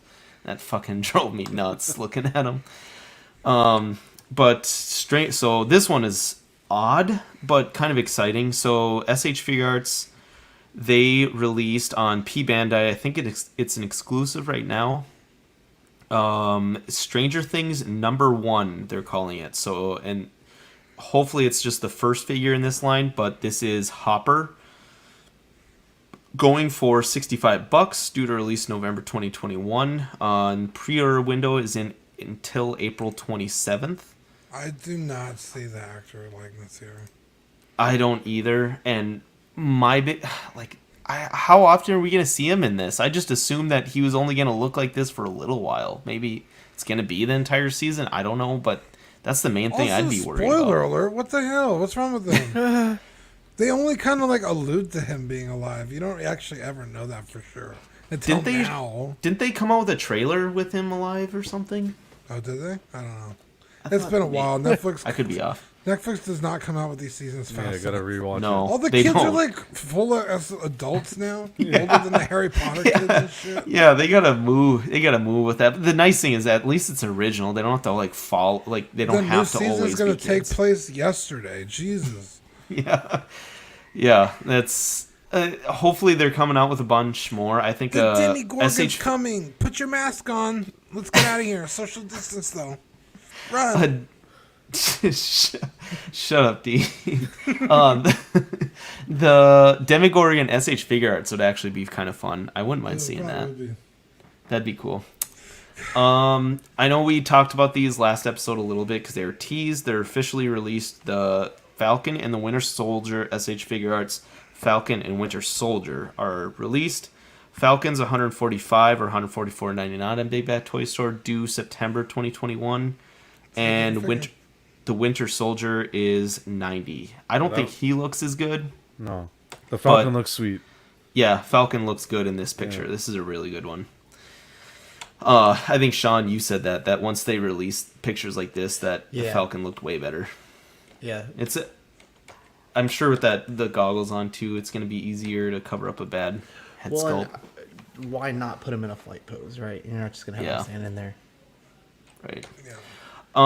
So NECA, they are the ones who kind of lit the world on fire since the last show. So they did this. They released this finally. We saw this head a little bit. Wait. I'm pretty sure I saw this Hopper thing way before April Fool's. Yeah. I pulled it up on Bandai, P Bandai. You can legit order it. It's happening. I'm confused by that. Someone said it was a April Fool's joke. I'm pretty sure it's not. Fake Eddie. Yeah. Anyways, what this NECA figure is an American Werewolf in London Ultimate Nightmare Demon, 7-inch scale figure, August 2021, and looks like it's in the range of $33 to $40 since it's an Ultimate. Comes with 4 heads and a ton of accessories. They're like Nazi werewolves that he has like a fever dream in the movie with, right? Yeah. These look awesome. Are you guys getting any of these? What about you, Sean? I'll probably pass on them, but I think they're really cool. I think you can use them interchangeably. You're wanting to do a nightmare story or whatever. I like a lot of the accessories that come with it, the old style World War II kind of stuff. Yeah, it's pretty creepy looking. Dean, what about you? It's a pretty easy pass for me, but I do like them. I think they look really cool, especially because there's so many like combinations you could do with the heads and the accessories. I'm sure if in the movie there's like very specific accessories per head, right? But I mean, this is a cool army building figure if you really wanted it, because you can even futz them into like other stuff. You know, Right. at least the two werewolves. Maybe the trollish looking guy. The Mohawk dude is creeping me out, but I think they're cool. I'm not gonna get them, but they're cool. Eddie, you collect NECA sometimes. Are you into their horror line? I want to get the werewolf that they showed just because I like Same. werewolves. I don't want to say this because I already get enough shit for this, but I haven't seen this movie. So, Isn't it a comedy? Not really. It's still kind of considered a horror, I guess. Like you'll see it on Halloween. I know the biggest iconic scene, Eddie, is the one where he like turns into a werewolf. Spoiler alert, I guess. But shit. that's the big one because they It's like only in show the it title happening. of the name. Yeah. I would watch it. It's an easy watch. Mark was saying he hates it, but I Really quick, didn't mind it. I got some updates on some of the stuff we were talking about. That's why I was looking for this stuff. What? The DC stuff that you showed off, the Stewart, Green Lantern, Bizarro, and the Nightwing are not exclusive to Target. They're just up on Target. They're going to be everywhere. The Batfleck does not come with a masked head. He's an Entertainment Earth exclusive. Yeah. And the Mortal Kombat stuff is not exclusive to Amazon. They just started on Amazon. So Okay. Yeah. Sorry. Good. that's Thanks. what I was trying to look for. No, But, thank you, Eddie. That's kind of where I thought it was going because, yeah, McFarlane will kind of Eddie. sometimes do a first release and then let him release everywhere else after the fact a little bit. But Good thank job, you. Eddie. Shout out, Yeah. Eddie. Yeah, Very good. shout out Toy Migos. That's where I got most of the information from their site. So their That's why Instagram page. That's why you bring him on. But, John, what do you think? I know you don't collect NECA, but what do you think of this release? I think these look great. I think these 4 on a shelf are gonna look amazing. Yeah. The accessories look great, and the head sculpts. I think they did a really good job. And to me, it's the value still. Like even at $40, Ultimates NECA's Ultimates are pushing it when they list it at $40, but these were a fucking steal when they That's were a steal, $30. Oh yeah. These used to be $30. They've gone up recently, their Ultimates line, but yeah, these used to be a steal. This one is a steal no matter what, in my opinion. So this is Gargoyles Ultimate Goliath from the animated series Gargoyles. 7-inch scale action figure, July 2021 release, and he's ranging also about $32 to $40. This one is awesome. I grew up watching this because I believe it was either right before or right after Batman the Animated Series, and I just ended up watching it because of that back in the day in the early 90s. Yeah. I remember being so into this, but I never had any toys of this, but all my friends did, and I wanted them so bad. So Goliath is like the leader, I believe, of them. This looks awesome. They couldn't have done it any better in my mind. He has 2 head or what do you call face plates, a book, and then a pepper. I don't remember the pepper accessory, why he comes with that. I didn't really look that hard, but no one in the comments really said anything about it. But it looks like his tail is bendable. That's pretty cool because it's in different positions in a lot of pictures.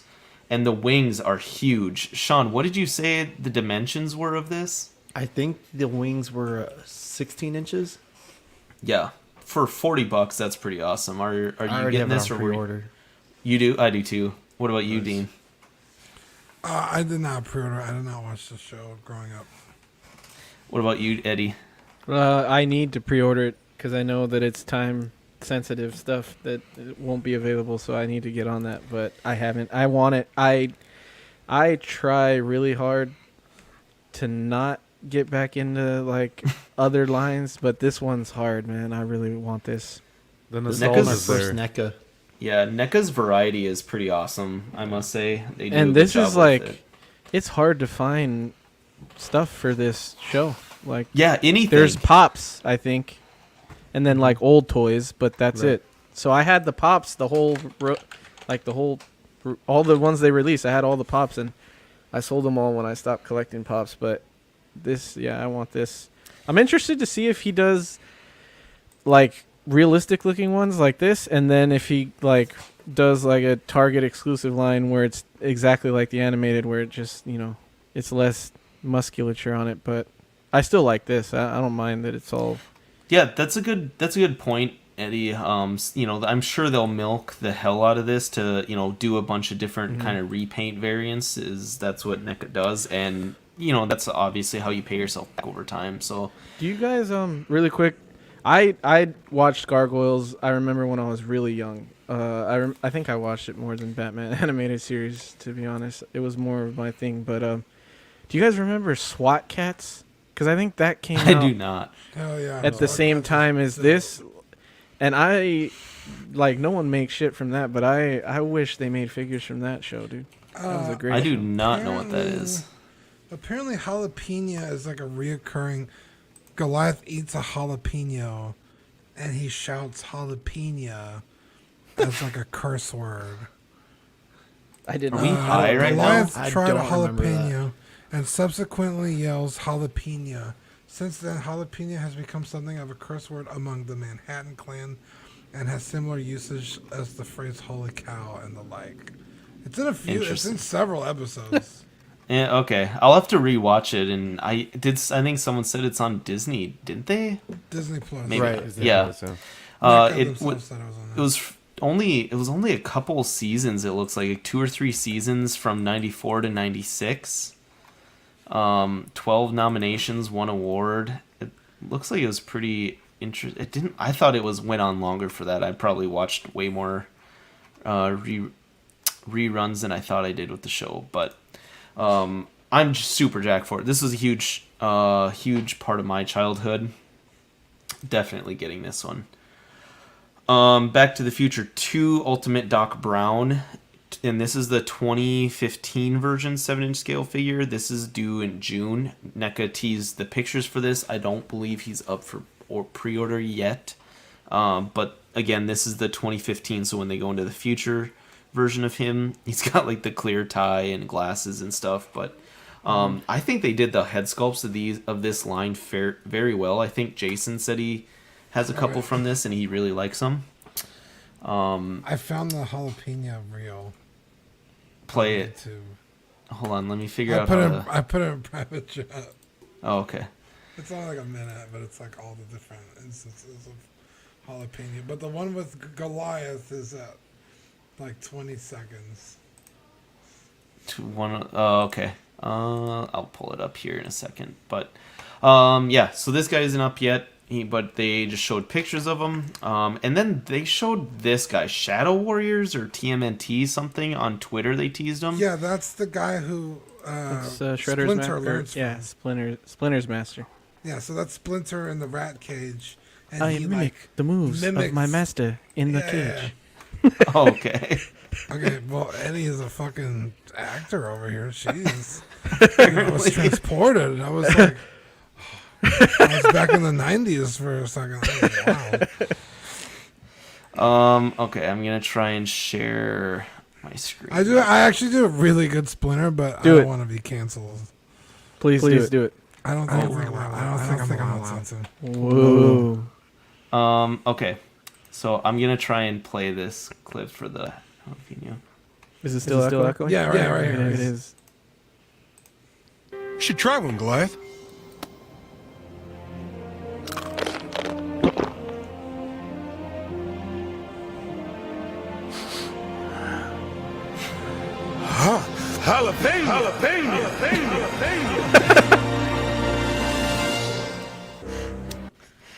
That seems very important. Does it not? Interesting. Okay. Are you guys getting an echo in your mic or your headset? Yeah. Yeah. Hold on, give me a second. There we go. All right, cool. Sorry. That's wild. Is it better now? Yeah, it's good. Yeah, it's good. Yeah. I think the audio is being shared on your screen Oh, when you. All you have to do Gotcha. is turn it on. okay. All right. So it is that time of the show where we get to hear Dean and Zach's beautiful face. It's What the Scrapyard, Annie. We want to thank our friends over at Watto Scrapyard for sponsoring tonight's episode. You can find them on Instagram at Watto Scrapyard. They're also on Facebook and eBay as well. Yeah, man. They make 3D printed parts for hard-to-come-by Kenner and Hasbro vehicles, which is a huge help when you're looking for those lost pieces. They also make printed head sculpts of literally anybody you could think of. Literally anyone. They've made a head sculpt of me. They've made head sculpts of PewDiePie for you. They've made all kinds of Jedi, all kinds of characters from the Star Wars universe. They are absolutely amazing. They can get any sculpt you want designed and printed for a reasonable fee today. That's awesome. I love that. You guys did such a good beautiful face. Yeah. Sean, it is now your segment. Yeah, so Look at him chomping at the bit. He's so excited. so I think some of the bigger stuff in comics right now is just these studios like Marvel, DC. We're not sure what Indie's going to do yet, the indie stuff, but a lot of people have been dropping Diamond. Diamond's been the biggest a distributor of comics for the longest time, and DC left them first, and they went with Lunar, and it looks like now Marvel is going to go with Penguin House, and it's really crazy because for the longest time, Diamond had the big three of comics. You know, they had Image, they had Marvel, they had DC, and now it looks like Marvel's taken off, and it would not be surprised if Image would follow suit and go with someone else. And Diamond's gonna have to get really, really creative with the way that they start doing stuff, because if they lose some of these bigger indie publishers such as Image, Boom, they're going to be in some trouble, because a lot of the stuff that they do this is some of their biggest business right here. And then, you know, they'll come out with like exclusive figures or exclusive pop shop exclusives, things like that. So I don't know. We'll see what's going to happen. Yeah, I suppose. So they had been with Diamond for how long? It's been years, man. I think Penguin had them at one point, and then when Diamond stepped up and did their thing, they were able to grab all three. And Gotcha. I mean, for the longest time, they were the empire. You know, they were the ones who had them, and you know, they're the only ones distributing to almost any comic shop. And now it's a little bit difficult on the shops, because you know, you have to have certain accounts, and ordering from 2 or 3 different accounts is going to be tough. But it's something that everybody just has to kind of get used to. But yeah, I mean, I guess it's just ebbs and flows of the comic industry right now. Who's going to do it better? Diamond needs to step up and think of something quick. Interesting. Diamond's been dropping the ball for a long time, right? They really have, Especially when COVID started. I think there was a lot of issues with Diamond. right? And what happened? I think I the don't bigger remember. things were like shipping. You know, Yeah. Yeah. Lunar was getting their DC stuff out on time, and they were hitting the shops by like Tuesdays, when they kind of process a lot of the inventory for Wednesday for New Comic Book Day, and then it was a day or two waiting on them to ship it for like Marvel and indie books. So Interesting. Well, good segment. Thank you, Sean. Now we get to talk about probably the second biggest thing that happened recently. I know, Eddie, you added this to the show sheet. So this is 3-Zero's Transformers Revenge of the Fallen DLX Jetfire, going for $299. Cute, due for Q4. Eddie, you getting this? Yeah, I'm gonna get. So far, I'm gonna get the ones that they've announced. The Bumblebee from the last night, this Optimus, and the Jetfire. I love Bayformers, man, especially the first 3 movies. Not so much the last 2 with Wahlberg. I wasn't a big fan of those, but this is super cool. Dude, I it's told you just this Optimus was small. yeah, it is.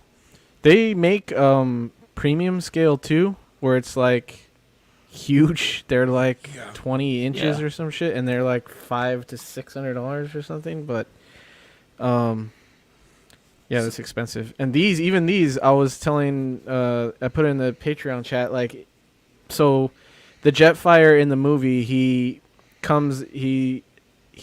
dying, so his parts he gives to Optimus to like turn into like a deluxe Optimus, and yeah, and he gets all these parts from him, and he can fly and shit. And I'm sure I'm not explaining this at all right, but you get the gist anyway. He uses him to kind of to save his ass and beat the main baddie. What's his nuts again? Yeah, but in order to create this figure, you're gonna have to buy Jetfire and Optimus, and then make this. And each of those are already like $200, I think. This guy's $300. Yeah, they're hundreds of dollars. Yeah. So you got to do that to make this, and then you're gonna want Optimus and Jetfire. So you got to buy 2 of each of these figures to make this. That's kind of crazy, dude.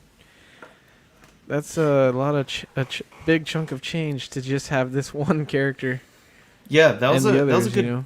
good call by you on Collecting Weekly on Tuesday, where you said maybe that they would put Optimus in this guy, and Zach. I just listened to that today, and Zach was immediately like, "No, that's not something." Zach came out on After Dark and he apologized publicly. Yeah. So he has been forgiven. But that was pretty good. Good call by you. And that is impressive too, for them to have a $300 figure to essentially, if you want, obviously it's a choice, but turn into an accessory. That's wild, but pretty cool. He's 15 inches tall, so even like in 6 scale collections, he's gonna be one of your taller figures. But yeah, $300. That's, to me, this one's pretty awesome. I was in a comic book shop not too long ago, and they had a lower end version of Jetfire, and he was always one of my favorites. Number one, because I loved SR-71 Blackbirds. I think they're really cool planes. But then, like, the Transformer version of this guy was pretty cool. I thought it was a cool scene, cool scenes with him, I guess. But yeah, definitely. Yeah, I would consider this being my first Transformer figure for sure. 65 points of articulation, but yeah, I thought it was pretty sweet. Moving on to Hasbro. So this is our boy, I guess, John F. Walker. Marvel Legends Captain America John F. Walker. It's a Walmart exclusive for $22.99 and due August 3rd. I think he's still available. I know he was when I was looking at him yesterday. Not 100% sure, but I can't imagine this guy would be super popular anyways right now. But I feel bad for the actor. He's getting so much hate, but is he? Yeah, he came out and made a statement about it. He's like, what did he said, like, I know everybody hates me in the Marvel universe, but I hope they don't hate me too much because I love playing this character. So he seems like a cool guy, you know. Yeah, I hope that he doesn't get crucified for like a Jar Jar Binks type thing with that actor. But yeah, no, I have no interest really in this. I've kind of said that I'm probably done buying Marvel after Endgame. Maybe besides Black Widow, but we'll see about her movie. That's a tough decision there, man. What are you gonna do when the next phase comes and shit's all hype again? I'm a lot more. X-Men is hype. So I avoided the Marvel hype up until about Civil War. Civil War is when I got super into it. Yes, I watched all the movies, but I never got into the figures until Civil War, really. That's kind of when because that was to me like just something different from any other superhero movie you've ever seen, where it was just a lot more complex than stuff you're used to. I really liked it, but it's not that like I don't like Marvel any less. It was just I don't see myself getting invested in that. I'm definitely a Star Wars guy through and through, and like Aliens and Predators, obviously, but. Just today, these were 2 new releases they came out with as well for Marvel Legends. There's an X-Men X-Force Retro Deadpool. And this is, they say an exclusive, but I think you can find them like at a lot of the resellers like Big Bad, Dorkside, places like that. Going for $30, August 2021. And then Spider-Man Marvel Legends, another version of him. This is the retro series, but this is Webman, and this is also an exclusive for $23 or $22.99. So it's not Spider-Man. Interesting. I don't know anything about this character. They sent an email talking about it. Did they? Hydro Pulse. I got that. I thought it was an April Fool's thing. I did too right away, and then I actually saw it on Hasbro Pulse, so I quickly added it on there. But This Deadpool... He's a product of Doctor Doom's twin machine. Webman is the opposite of Spider-Man. Interesting. You know anything about him from the comics, Sean? No, I don't. Good enough. I thought it looked really cool, like just the opposite colors. I thought that really looked really cool, but I don't like the gamer Spidey's head. Like, I wish they used the Pizza Spidey Buck or something to do this figure, because I feel like that matches the retro anyway better. I don't like that head is too squared up to me to be Spider-Man. I can see that. I really like this Deadpool minus the feet. I don't like it when they give him these like weird cuff things. I like it when he's in boots. Like that, like the Deadpool that like has all the shit in his package. Like the rocket launcher and the burrito. Package, huh? Yeah, dude. You need the Deadpool with the biggest package. Yeah, dude. Like, that's a really cool Deadpool figure. But this one, like, I really liked it. And then I was like, oh, he's got the weird, like, socks on. He's got the high tops, It's like Eddie after sex, dude. Just wearing socks. How did you All know right, I wear moving on to Fortnite. long socks, dude? Hasbro Fortnite, they came out with a new line called Victory Royale series. This is Hasbro's Fortnite The Foundation Zero Crisis Edition. Going for $40 on Hasbro Pulse right now. April 1st, 2022 is release for it. No fucking Hasbro figures worth $40. Yeah, I don't know I wasn't able to find any, like, a ton of accessories that kind of warranted this. I didn't really understand it. It's that umbrella. It maybe, and maybe it's just that Fortnite sells like that, I guess. But yeah, there wasn't. I think it's. Isn't it bigger? Figure, but... Yeah, I think it's bigger. Cool. Oh, I think it's bigger than like normal 6-inch or whatever. I think I remember hearing that. I'm not sure. I know that's the excuse you give, but. That could be that it's a little bit bigger. 6-inch. I know they're starting to come out with a little bit bigger figures all around. Like I think they came out with a Daredevil 12-inch figure. I'm not able to find anything on Hasbro Pulse talking about the size of it. I don't know there wasn't good information on this guy at all. And I'm not big into Fortnite, so I'll be honest, I didn't care enough to Wait, deep when's dive. it come out? Next year in 2022. Is anyone even going to be playing Fortnite in 2022? At this rate, Yeah. probably not.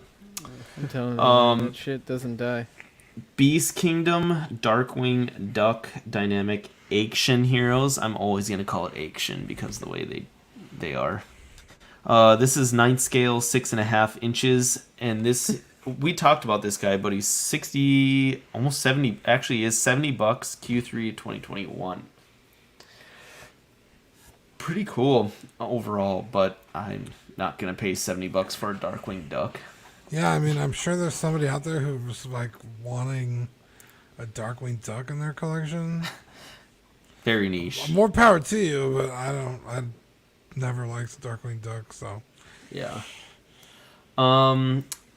So Blitzway actually came out with kind of a surprise release from everyone. So this is their Where's Wally figure, or Where's Waldo as we know him. There's two versions, deluxe and regular. Deluxe is $99, regular is $59. Deluxe comes with like I think that dog and a bunch of accessories essentially. But this is due Q3, quarter 3 of 2021. Interesting. I think you guys pointed to it probably being a fun figure because they also did a 6-go version of this as well.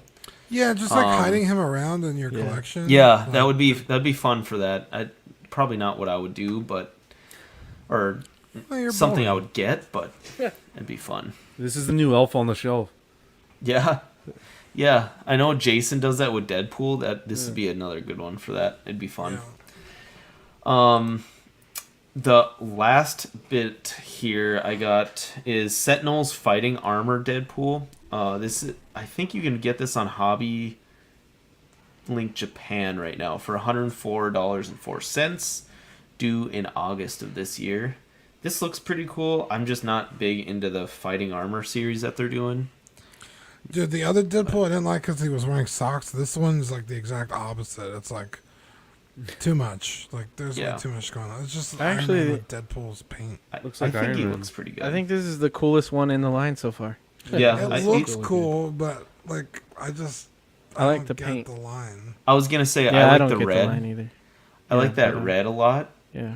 but again, probably not gonna pick it up. But it's pretty sweet.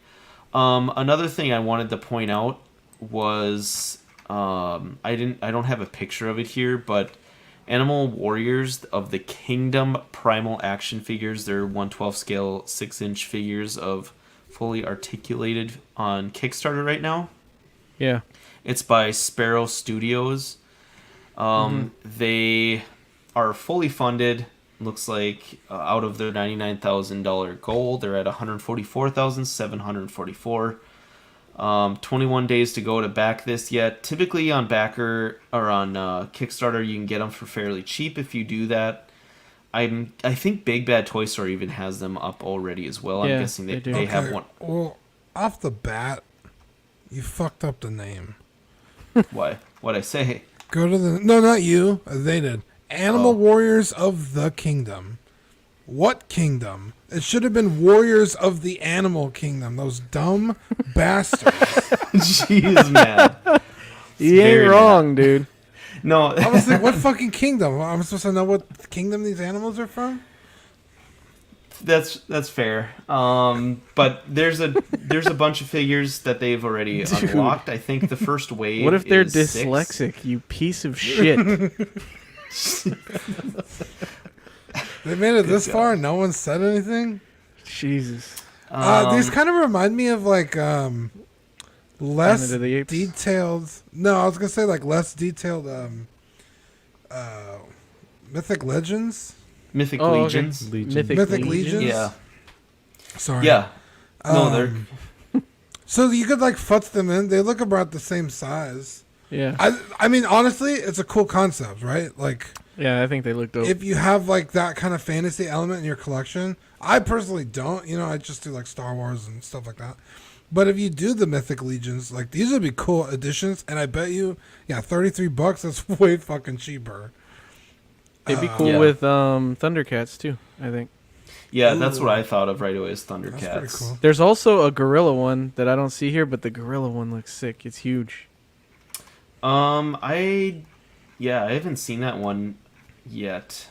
I think I know what you're talking about, but yeah, looks pretty cool. If you're a fan of Mythic Legions, I would definitely look at this because, like Dean said, I think these will blend in pretty well with it. I know Mythic Legions is on the bigger side, but these guys should. Yeah, or isn't Should even go with it Hasbro pretty good. doing like a Dungeons and Dragons line Slowly, yeah. slowly? Yeah, I mean, there's definitely a market for these kind of figures. I know I was a little harsh on him at the beginning, but again, I think it's a cool idea. And honestly, like more fucking action figures in the world, like sign me up. You know what I mean? Exactly. Even if I don't personally buy them, like it's cool to have the option. And Dean, I think you're one who typically hates crowdfunding, but you don't mind when there's a smaller company, like I think. Yeah, when it's Spiro like a Studios? no-name person, like yeah, like this is one thing. Hold on really quick, John. Uh-oh. I mean, What? But when it's a big company like Hasbro, oh, that looks cool. That looks good. Hasbro or, Oh yeah. McFarlane crowdfunding, I have a problem with it. But when it's a no-name company just trying to get their foot in the door, I think it's cool. Yeah, this is definitely something that you want to help get them up and running. And to be honest, I know every once in a while, I feel like everyone at some point shits on Big Bad Toy Store, but Big Bad Toy Store does a pretty good job of backing these sorts of things. I'm not sure if they get special deals or if they're probably the one who maybe has one of these larger back kits where they kind of invested in a lot of these figures, and that's how they're able to put them on the website, or if they just got something separately.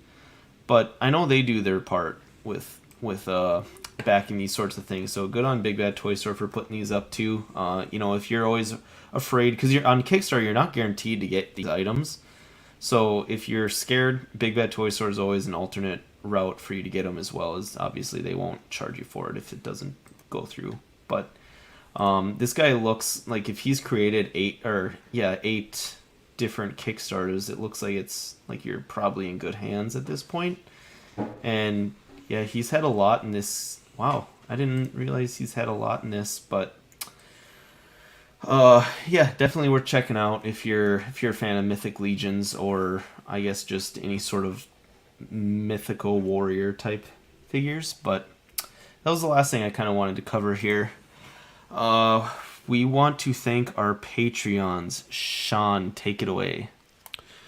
So we want to thank our Patreons: Ben Porter, Sean Fear, Ian Seeby, Renee Mendez, Eric Marcel, Quinn Aguirre, Leo Hernandez, King Louie, Mark Pearson, Paul Schreiber, Lisa Martin Baumsky. Did I do that right? What is it, Dean? Balmonsky, right? Dean, you're on mute. You're on mute.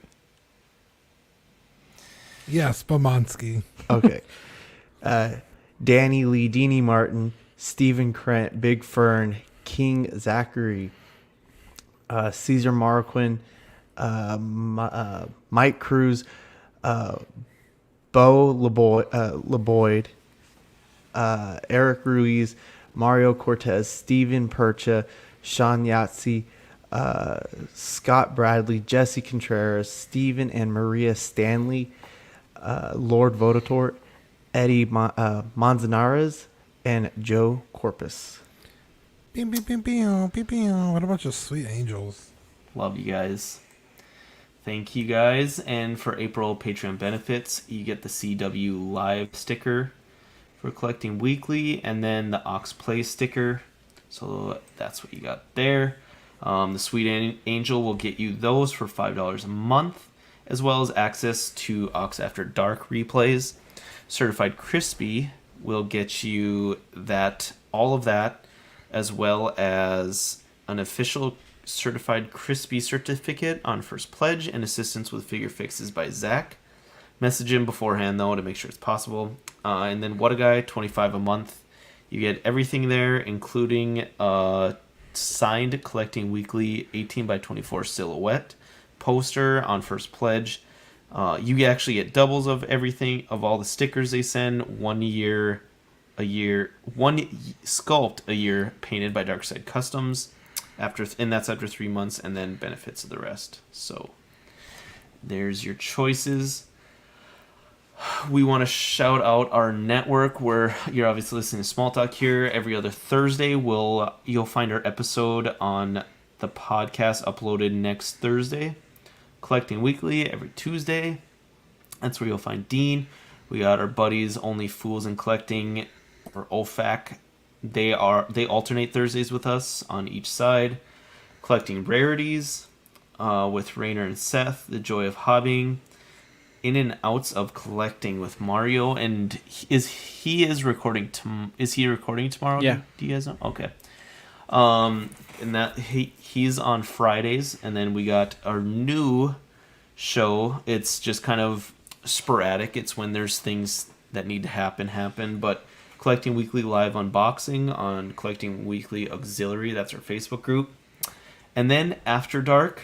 That's a classic show if you kind of want to just chill and listen to us shoot the shit. And then Ox Plays. That's also a new one where Dean, you and Zach are going into gaming and streaming that a bit, right?